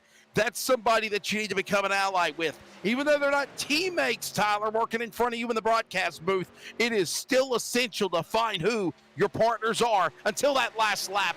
This is Talladega. All bets are off on the white flag. Yeah, the 4 leaders still working 10 laps to go now. Now there's that second pack of 4 drivers who are running relatively quick laps, but not fast enough to catch this lead pack. And then you have about another 7 truck pack further back, Wesley. So that lead pack works down the back straightaway towards you and Will. They are working their way off of that corner again. Adam Newbert, the Toccoa, Georgia native, staying in that top spot right now. It's Maurer, Lothian, Lumpkin, Bullock. Those are those drivers in that pack. Then you've got also White and Hamilton. Then you see Dan Hagan falling back in his own world. He now has Brady LaBeouf, Jason Morales, Brian Chu, all this going on in the organized single file do-si-do formation, trying to get their chess pieces in order, William, off of turn 4. Yeah, we'll see if they have enough reinforcements here with 9 laps to go. You see this lead pack trying to take advantage of some of these lap trucks also in the mix. You saw them use them for just a short bit of time there, Tyler. As we're going to roll off of this corner here. Adam Newbert's still leading the way. Yeah, Adam Newbert's still leading the way as they're with Wesley down the back straight. That second pack through 1 and 2, trying to chase him down. Wesley, I don't think they'll be able to do it. Yeah, backstretch to turn number 3. Again, as I mentioned, late race caution. You want one now. Right now, that first pack has got really up to speed. Fastest laps, and they're pulling away there, William, in 3. Yeah, it is starting to, that window's starting to close on these drivers here tonight. We might be looking at our top 4 finishers on the racetrack, but all my hat goes off to them. We look at Brandon Bullock there at top 5 position, up 15 spots from the drop of the green flag. Justin Lumpkin 4th, up 14 spots. Blake Lothian, of course, in 3rd, up 1 spot. Nathan Maurer up 12 spots, and Adam Newbert, our race leader, guys, up 7 spots from the drop of the green flag. Working back into the corner again. It's going to be Adam Newbert. Sorry, Tyler. Didn't mean to step on you. They work into the banking. Maurer will follow. Here comes now also Lothian. They all stay 5-truck single file, but they're up to speed now as they work the back straightaway, picking up a bunch of momentum as they come into single digits, William, single file to turn number 3. Yeah, right now, as we see Adam Newbert still leading the way on the inside lane, Nathan Maurer right there, Blake Lothian as well, and Tyler, you got to think with 8 laps to go, some of these drivers are gonna start to dip their toes in the water, so to say, start to see what opportunities may arise. Yeah, there was a point in time where you maybe thought some of these drivers would have had a chance to catch up, but in the last few laps, that front pack of 4 has really put the pedal down. They've been back in the 52s after running 53s. That's their fastest set of laps here as a group of 4. That's 52-1s. Not fastest lap of the race fast, but they're not a big pack anymore. But they're still putting together top times, and they are pulling back away from that second group of 4. Working off that tunnel turn there right now, as you said, William, perfectly down the back straightaway. Tyler hit it perfect as well. Everybody right now, top 5 single file, inside, outside. When do you pull out a line? One of these trucks are going to try to win and make a move on Newbert. The question is when they go to 3. Yeah, and you see right now, nose to tail, nose to tail, nose to tail. Our top 4 still large and in charge right now off of corner number 4. Yeah, those front 4 sitting quite comfortably now. They'll have one more lap truck to get around, and then that should be clear sailing the rest of the way. So they're getting 6 laps to go. That's the lap truck of Ron Hunter. And really, there is no chance of anyone catching them, barring a late race yellow, which by the looks of it, we may not get one, gentlemen. Meanwhile, these front 4 are cruising through 1 and 2 towards Wesley. You know who's praying for a caution right now? It's Chris Blanchard. He's on the tail end of the lead lap. He right now is wanting to be right there with that pack of that number 9. He's got no choice but to hook up right behind the machine of those trucks of 4th of Newbert, Maurer, Lothian, Lumpkin. Right there as they'll come to the line, William, and 5 to go this time by. And with 5 to go, here's going to come off of corner number 4. My question to you, Tyler, is going to come down this front stretch. Now looking at Sean Hamilton in 7th and Kerry Tribute down in 14th. Is there enough of a gap now for the 89 to get in? Not yet. He would need Tribute to drop to 16th, which would be almost impossible because of Blanchard being a lap down in 16th. It's a 10-point gap. Hamilton is actually now 7th, so Hamilton would have to... The best position Hamilton can finish is 5th. Tribute would have to finish 15th, I believe, for Hamilton to get in at this point in time. Leaders on the back stretch with Wesley.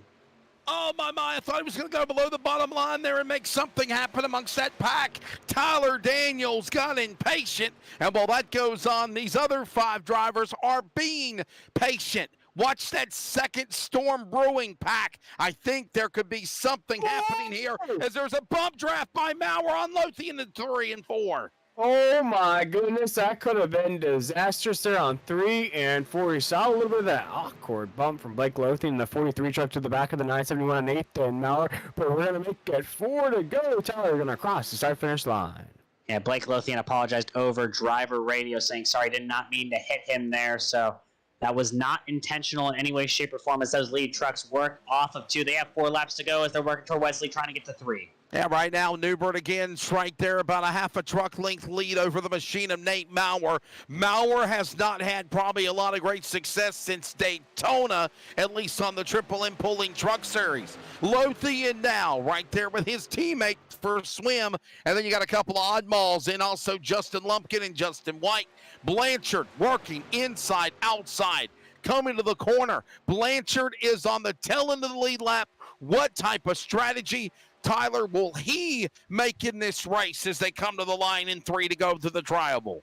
I've been thinking about this for a long time now, gentlemen, and he really, if he wanted to really push the envelope, could have side drafted these lead 4 trucks and brought those 4 trucks behind them into it and increased his chances of getting a caution. But it is too little too late now with 3 to go, Wesley, as they work back towards you off of 2 this time by. Yeah, Newbert now starting to get some company behind the machine of Maurer. Maurer gets impatient. He'll go to the outside. He'll go to the inside. Lothian, I know he's behind Maurer, but he's teammates with Newbert. He's going to be right there to help him make a wrong slip and to throw a block if need be to help the 4 into 3. With 3 laps to go, guys, you could be looking at a preview of next week's race at Chicagoland. These two drivers will be racing for a championship in just 1 week's time. Adam Newbert, the money man, he got that moniker for winning 6 races out of 8. You also have Nathan Malley, the regular season champion here, won 3 races in a row, but with 2 laps to go, it's anybody's race here down to 1. Yeah, these leaders are now bundled up here, well-mannered for the time being. When do they make the move? Wesley, is it coming off of 4? There's only 4 of them. They can make the move almost as late as they want on the final lap. Less than 5 miles to go. If you want to make your move, you better make it now. Maurer looking inside, looking outside. Everyone else like a scared cat. They stay as a possum down the back straightaway. No one making a move now as they work the William into 3 coming to the white flag. The money man right now still leading the way to the apex of 3 and 4. Nathan Maurer, Blake Lothian, Justin Lumpkin, and Blanchard right there as well as we roll off of 4. Looking for the white flag this time by Adam Newbert leads these 4 leaders. They'll get to the white flag. You can pretty much lock in Kerry Tribute as your 4th playoff driver, barring any chaos in the back of the pack. Right now, Adam Newbert leads them white flag as they work towards Wesley. And here they come now. They're going to start to break out of line as here comes now the machine of Lothian. He'll make a move on Maurer. He's got some help with Justin Lumpkin, another swim teammate. 2 by 2. Blanchard now in the battle on the tail end as they work the back straightaway. Newbert under the gun. Here comes now Blake Lothian. The Massachusetts driver powers to the lead with Lumpkin as a pick as they work the 3. Justin Lumpkin just shot the inside, gap to the inside. Now a race leader, the 18 of Justin Lumpkin, will lead the race off of 4. So coming down the front straightaway, Lumpkin's got his teammate Adam Newbert behind Maurer, Lothian. They have 3 wide with Blanchard. Newbert's going to look to the outside. Drag race here down the front straightaway. Newbert side drafts the 18. Maurer's coming up behind him. Can Newbert get to the line? Contact Lumpkin gets loose at the line. It's Lumpkin, I believe. Oh, it might be Newbert. It might be Newbert in the 4. Boy, I'm saying Justin Lumpkin won this race on the bottom of the apron at 001. Wow. Wow. To the bottom of the apron, but it still counts. Yeah, he did not pass anyone. He was in the lead, got loose, so that should be a valid race. When you may not even see him in frame here, gentlemen. We come to the checkered flag. That's Jason Morales. We're not looking for that. We're looking for Justin Lumpkin at the white flag waving behind. There's some chaos back in the field. Brandon Broadfoot, Brian Chu, Morales all got involved in an incident. But we're waiting for our leaders to come through and check an instant replay of this finish, gentlemen. And it was a tight one. He's grabbing the checkered now. Here they come to the line. Oh, my goodness. I think Lumpkin got it below the bottom of the... Oh, yeah, he got it. He got it. There it is, plain as day. Now, if you are real NASCAR and you advanced your position below the double yellow line, William Tiller, Tyler Dittmer, there's no way in hell that he's going to win that race.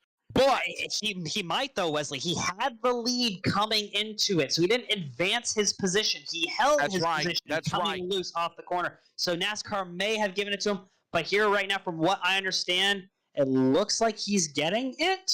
He's going to win. Yes, he's going to win. He's burning it down. He is burning it down here on the front straightaway. Wow. Adam Flieger, if you could rewind them again and just look at how fast this was in real speed coming to the start-finish line for the drivers of Lumpkin. And by the way, guys, Justin Lumpkin was 4th. He was by himself. Watch this at full speed. Coming to the line right about now. Look at this. Wow. Look at how fast that was. Yeah, as he's going to burn it down here at Sweet Home, Talladega, Justin Lumpkin wins here. And he also not only, guys, takes home the checkered flag, also wins the Hard Charger Award. Wow. And moved to this victory up 17 spots since the drop of the green flag. And now my question is this. Kerry Tribute, Sean Hamilton, 11th and 12th. Blanchard, 14th. Tribute is in, Wesley. Tribute is in. My question is, how did Hamilton go from 10 seconds up on Tribute coming to the white flag to behind him? I want to see if we can find Sean Hamilton's final lap here, because something must have happened in that second pack of 4, because he was with that group of Dan Hagan, Brandon Bullock, and Justin White. That's right. And he finished almost 30 seconds behind them. And by the way, William Tiller, crazy calamity, the first two stages, like I said, I think the damage was done once we got to stage number 3. These guys were down to the best of the best, and they went about 56 laps caution-free into stage number 3. We're going to see exactly what happened to Sean Hamilton here, Will and Wesley here as they coming down the back straightaway. I believe this is the final lap. Nope, this is the front straightaway coming to the white, I would assume. So if this is them coming to the white, we're going to see their entire final lap here. Hopefully we get an answer to what exactly happened. Yeah, this is the final lap. They worked their way in front of me with Hagan. Working to the bottom of the racetrack. That's the Napa machine. Ron Hunter, the laps truck, multiple laps down. Bullock and Hamilton. And what is that, white behind them, I believe it is? Yeah, that's Justin White behind them. Oh, well, there you go. Did Hamilton's engine expire from damage? It looks like it did. It looks like it gave out. Yep, it gave out finally. Wow. Justin White just gave a little punt there to the 89 of Hamilton, and Sean Hamilton blew an engine coming down into 3 and 4. What heartbreak for the 89, because honestly, William and Tyler, I think he would have been in the playoffs. But like we said, remember how many times we said Kerry Tribune was going to be eliminated? Look who's right back into the Final Four. I have a question. Did he blow an engine or did he lose fuel? Did he not get enough on that gas and go? Because that we might be able to have a better idea here from an in-car. Well, watch right here. Yep, looking at the RPMs. It doesn't. No, he's out of gas. You can see he's out of fuel, guys. He didn't blow an engine. Oh man, he's out of fuel. Plain as day. You look on the gauge, you can see where it's sputtering, and then all of a sudden it went flatline. Yep, you would have seen the gauges go red and then black if he had blown the engine. No, he is just out of gas, gentlemen. William, that's heartbreak in front of you, brother. Yeah, that's absolute heartbreak for the 89 of Sean Hamilton, who, guys, all night long was doing exactly what he had to do. And on the very last lap, as I kept asking you there, Tyler, was it enough? Was it enough? Did he have enough space? Was he doing enough in this race? There was always 1 or 2 more positions he had to advance. But here tonight for the 89 machine of Sean Hamilton, those championship hopes are now dashed. Yeah, we're going to move directly into our post-race show to meet our time commitments, gentlemen. And we're going to start with your third-place finisher, regular season champion, standing by with Wesley Outland. That's Nathan Maurer. Nathan, I'll tell you what, definitely a very calm, cool, collective stage 3 besides the first 2 stages. You're going to the Championship 4 finale next week in Chicagoland. Yeah, your take of the craziness that's the wild card of Talladega, and you're on the podium.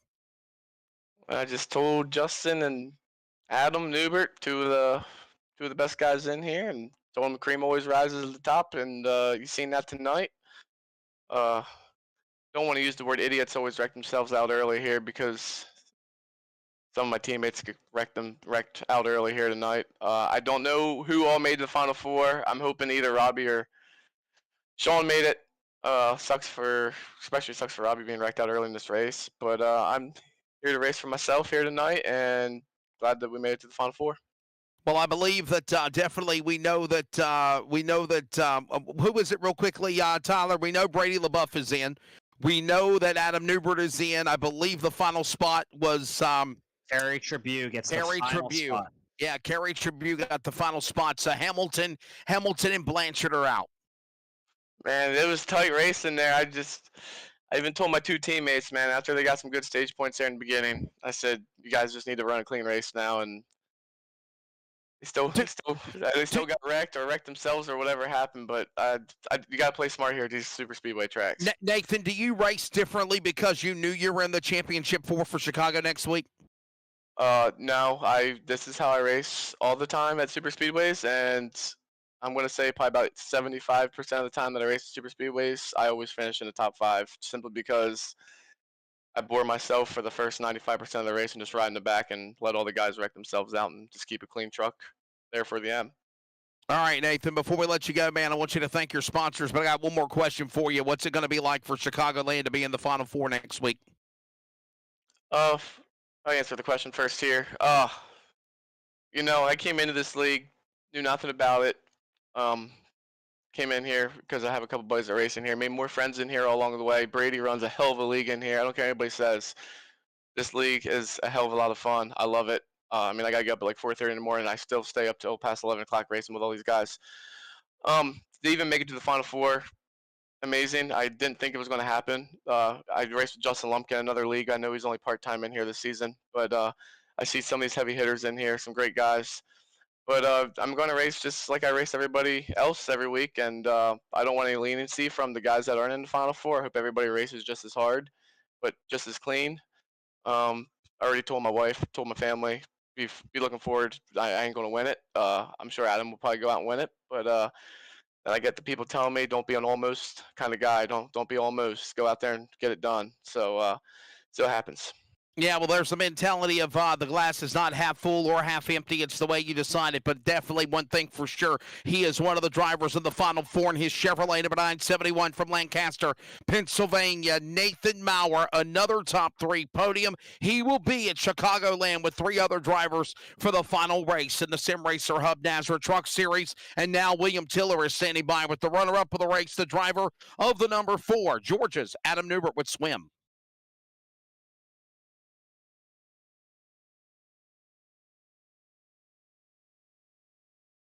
I think we accidentally lost Will Tiller there, but I'm standing by for Will with Adam Newbert, our second place finisher tonight.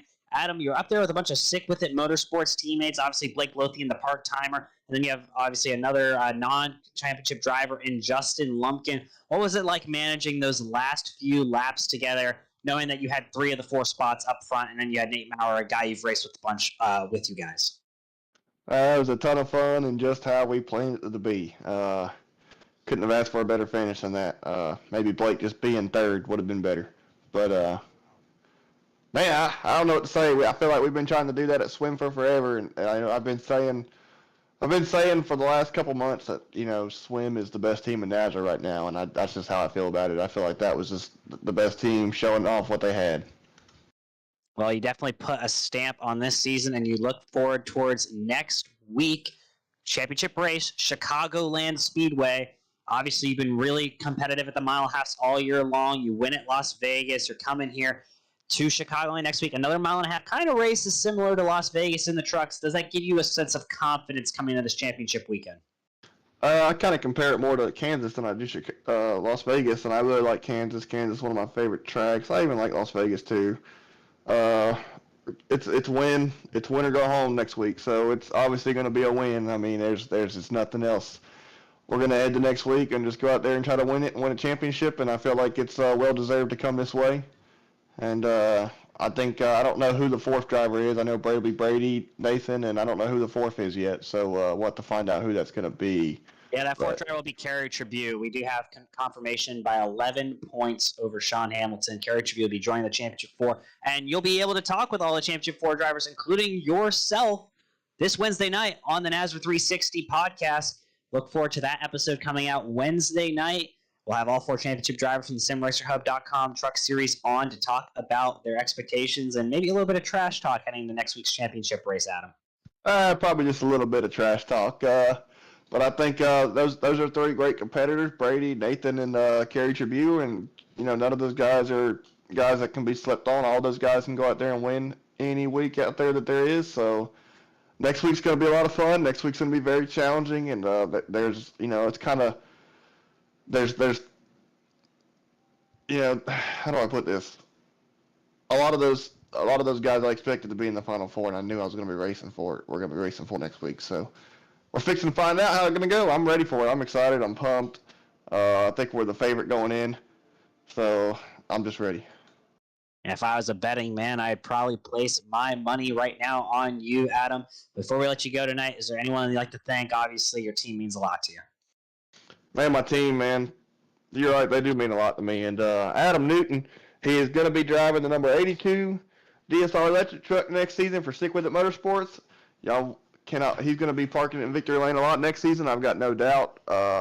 He has been coming up with our strategy these last couple races, and he came up with the winning strategy tonight, put it all together, and he was our eye in the sky tonight, and we got to give a huge kudos to him. Also, just Justin and Blake, just really fun racing with them. Brian Chu, can't forget about him. He was up there with us. He was putting along with us with all the damage he had. I wish he wouldn't have had the damage. I wish he could have been there, but he would have been up there right with us. So, and of course, all of our sponsors at Swim, Millie's Landing, Millie's Restaurant and Catering, DSR Electric, Ladanco, Aizlon and Landscaping, Darren's Nail Gun Repair, the Spatulas, Family Handyman, First Pacific Funding. There's some more out there I'm forgetting. I got to thank all of them. Got to thank Jeff Sickles. Jeff left us run wild on this team, so we ran wild tonight. We're gonna run wild some more next week. I'm wishing you the best of luck next week at Chicagoland. Adam, looking forward to that NASRA 360 podcast this Wednesday on the YouTube and the Facebook channel. Looking forward to all that brings. And again, best of luck. Thank you for spending some time talking with us. And again, congrats on the second place finish. Meanwhile, Will Tiller standing by with our race winner, Justin Lumpkin, in the booth now with Will Tiller. Yes, sir. And Justin, that last lap was crazy, man. We had to check out that a couple of times to see if you actually did cross the finish line first, break down this race, and especially that last lap. Man, we had the perfect strategy, I think. Teammates Adam and then Blake Lothian were up there, and Nate. He was working with us. We just pulled off the strategy and stayed together for those last 20 laps or so, and then we all decided, hey, it's the last lap. We're gonna make a move, and then we just all went for it.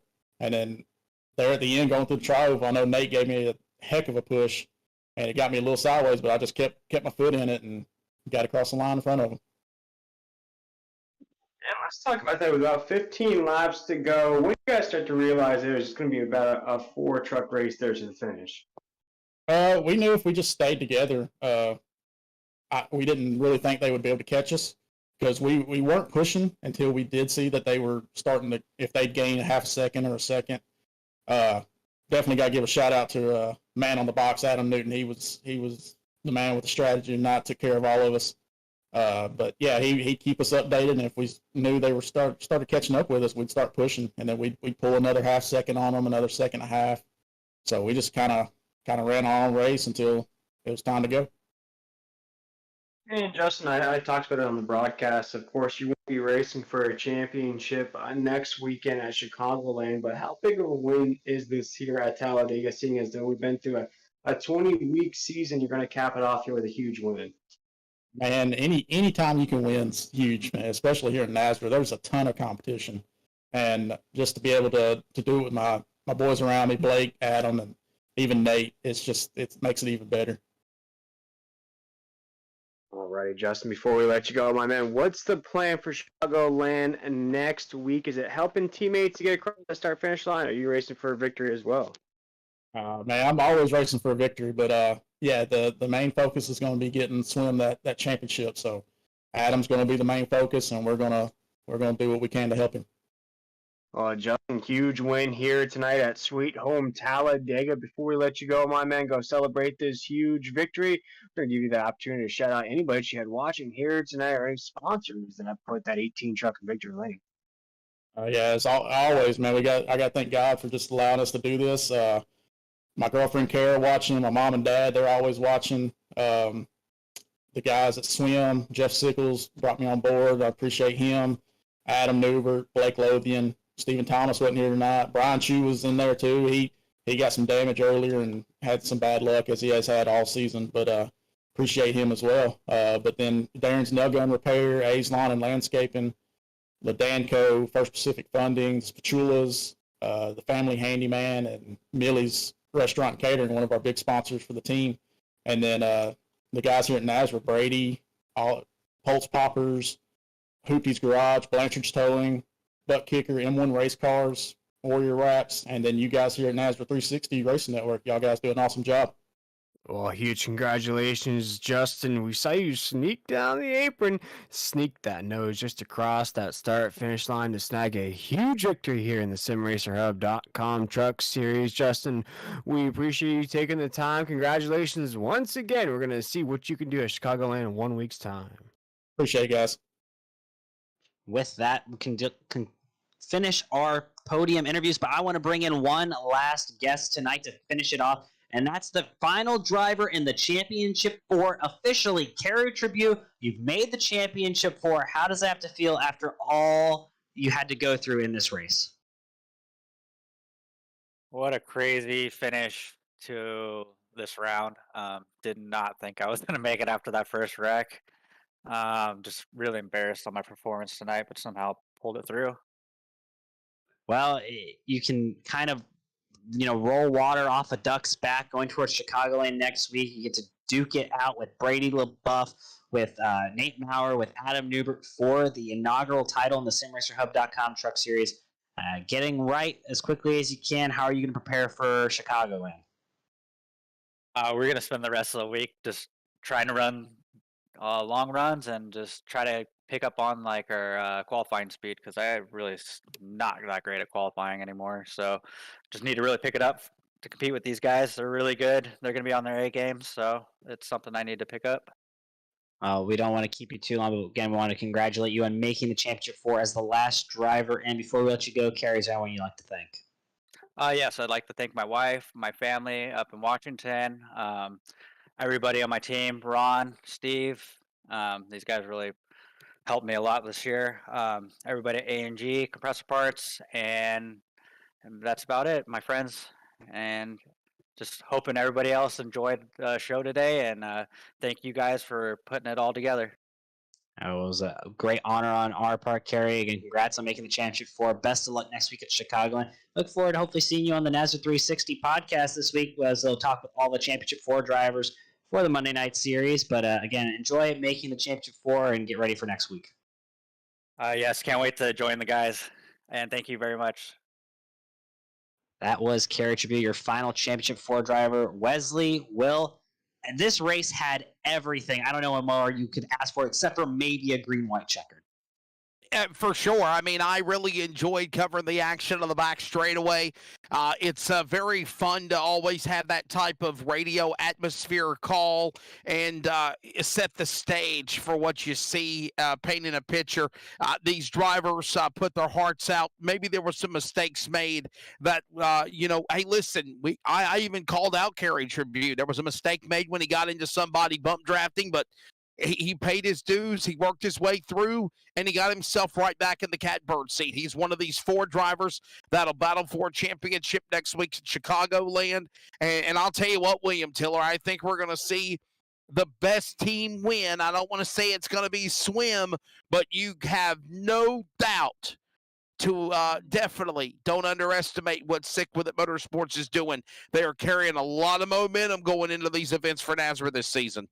Yeah, I'm interested to see you, Wesley. We just talked to our race winner, Justin Lunkin, in the 18 truck. Of course, not a championship driver. He's going to go into that race being a good teammate. Of course, he's going to say those things in the interview, Wesley. But when it really comes down to it, what we've seen so far, with me and Tyler have seen so far, you've seen it so far as well, Wesley. Some of these non-playoff drivers, they like to be in the mix there at the end. So watch out for that as well. Yeah, it really has been a crazy season so far in the inaugural season of the SimRacerHub.com Truck Series. Been an honor so far to call every race alongside Will and Wesley. And really looking forward to next week at Chicago and that Championship 4 race. You have 4 talented drivers who have all gotten a win on the season. Drivers with multiple wins, drivers with just 1 win like Kerry Tribute. And they're all very, very solid racers, and they all find themselves at the front at the end of these races, Wesley and Will. So look forward to next week, but we look at our final results here. Unfortunately, heartbreak for Robbie Richards, Chris Blanchard, Kyle Hess, and Sean Hamilton. Those 4 drivers get eliminated tonight. But your Championship 4 drivers moving on next week. Brady LaBeouf, Adam Newbert, Nate Maurer, and Kerry Tribute. You can catch all of them on this week's NASCAR 360 podcast on Wednesday on our YouTube and Facebook. But Wesley, Will, final thoughts before we put an end to this broadcast. I just enjoyed it. I enjoyed it. Thank you, William and Adam. I had a blast, man. Thank you, guys. Tyler, always good job steering the ship. William, I know we work a lot of races together. Hey, shameless plug. Round number 2 of the new Pulse Poppers Fishing Lure Late Model Stock Car NASCAR Series will be tomorrow night with NASCAR at New Smyrna Speedway. Cody Bodie, I believe, and Daniel Paulus will be on the broadcast call with Cody Knott on production. Just to want to give a little plug to them. I really say keep an eye on that that series, Tyler and Will, because that is really an exciting program growing for sure. No, Yeah. and all I gotta say, Tyler, is I'm just ready for those hot dogs next week here in the SimRacerHub.com Cup Series. Yeah, it'll be fun to see how Chicago works, gentlemen. And big shout out to Red Tucker winning the inaugural race in that Pulse Poppers late model stock series. Wesley, definitely a series to keep your eye on. And I know Red Tucker, talented driver, and a friend of mine back from the old Josh White ARCA series days, and then the beginning of NASRA here. So always a good friend, good competitor. Love racing against him.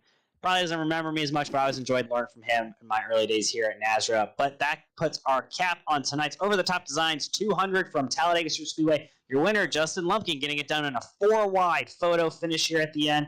My name's Tyler Dittmer, joined on the backstretch with Leslie Allen, and 3 and 4 with Will Tiller. Adam Flieger, our amazing producer, as always, getting you these great camera shots. We wish you all a good night, and thank you for tuning in. And tune in next week as we take on Chicagoland. The Championship 4 stage is set.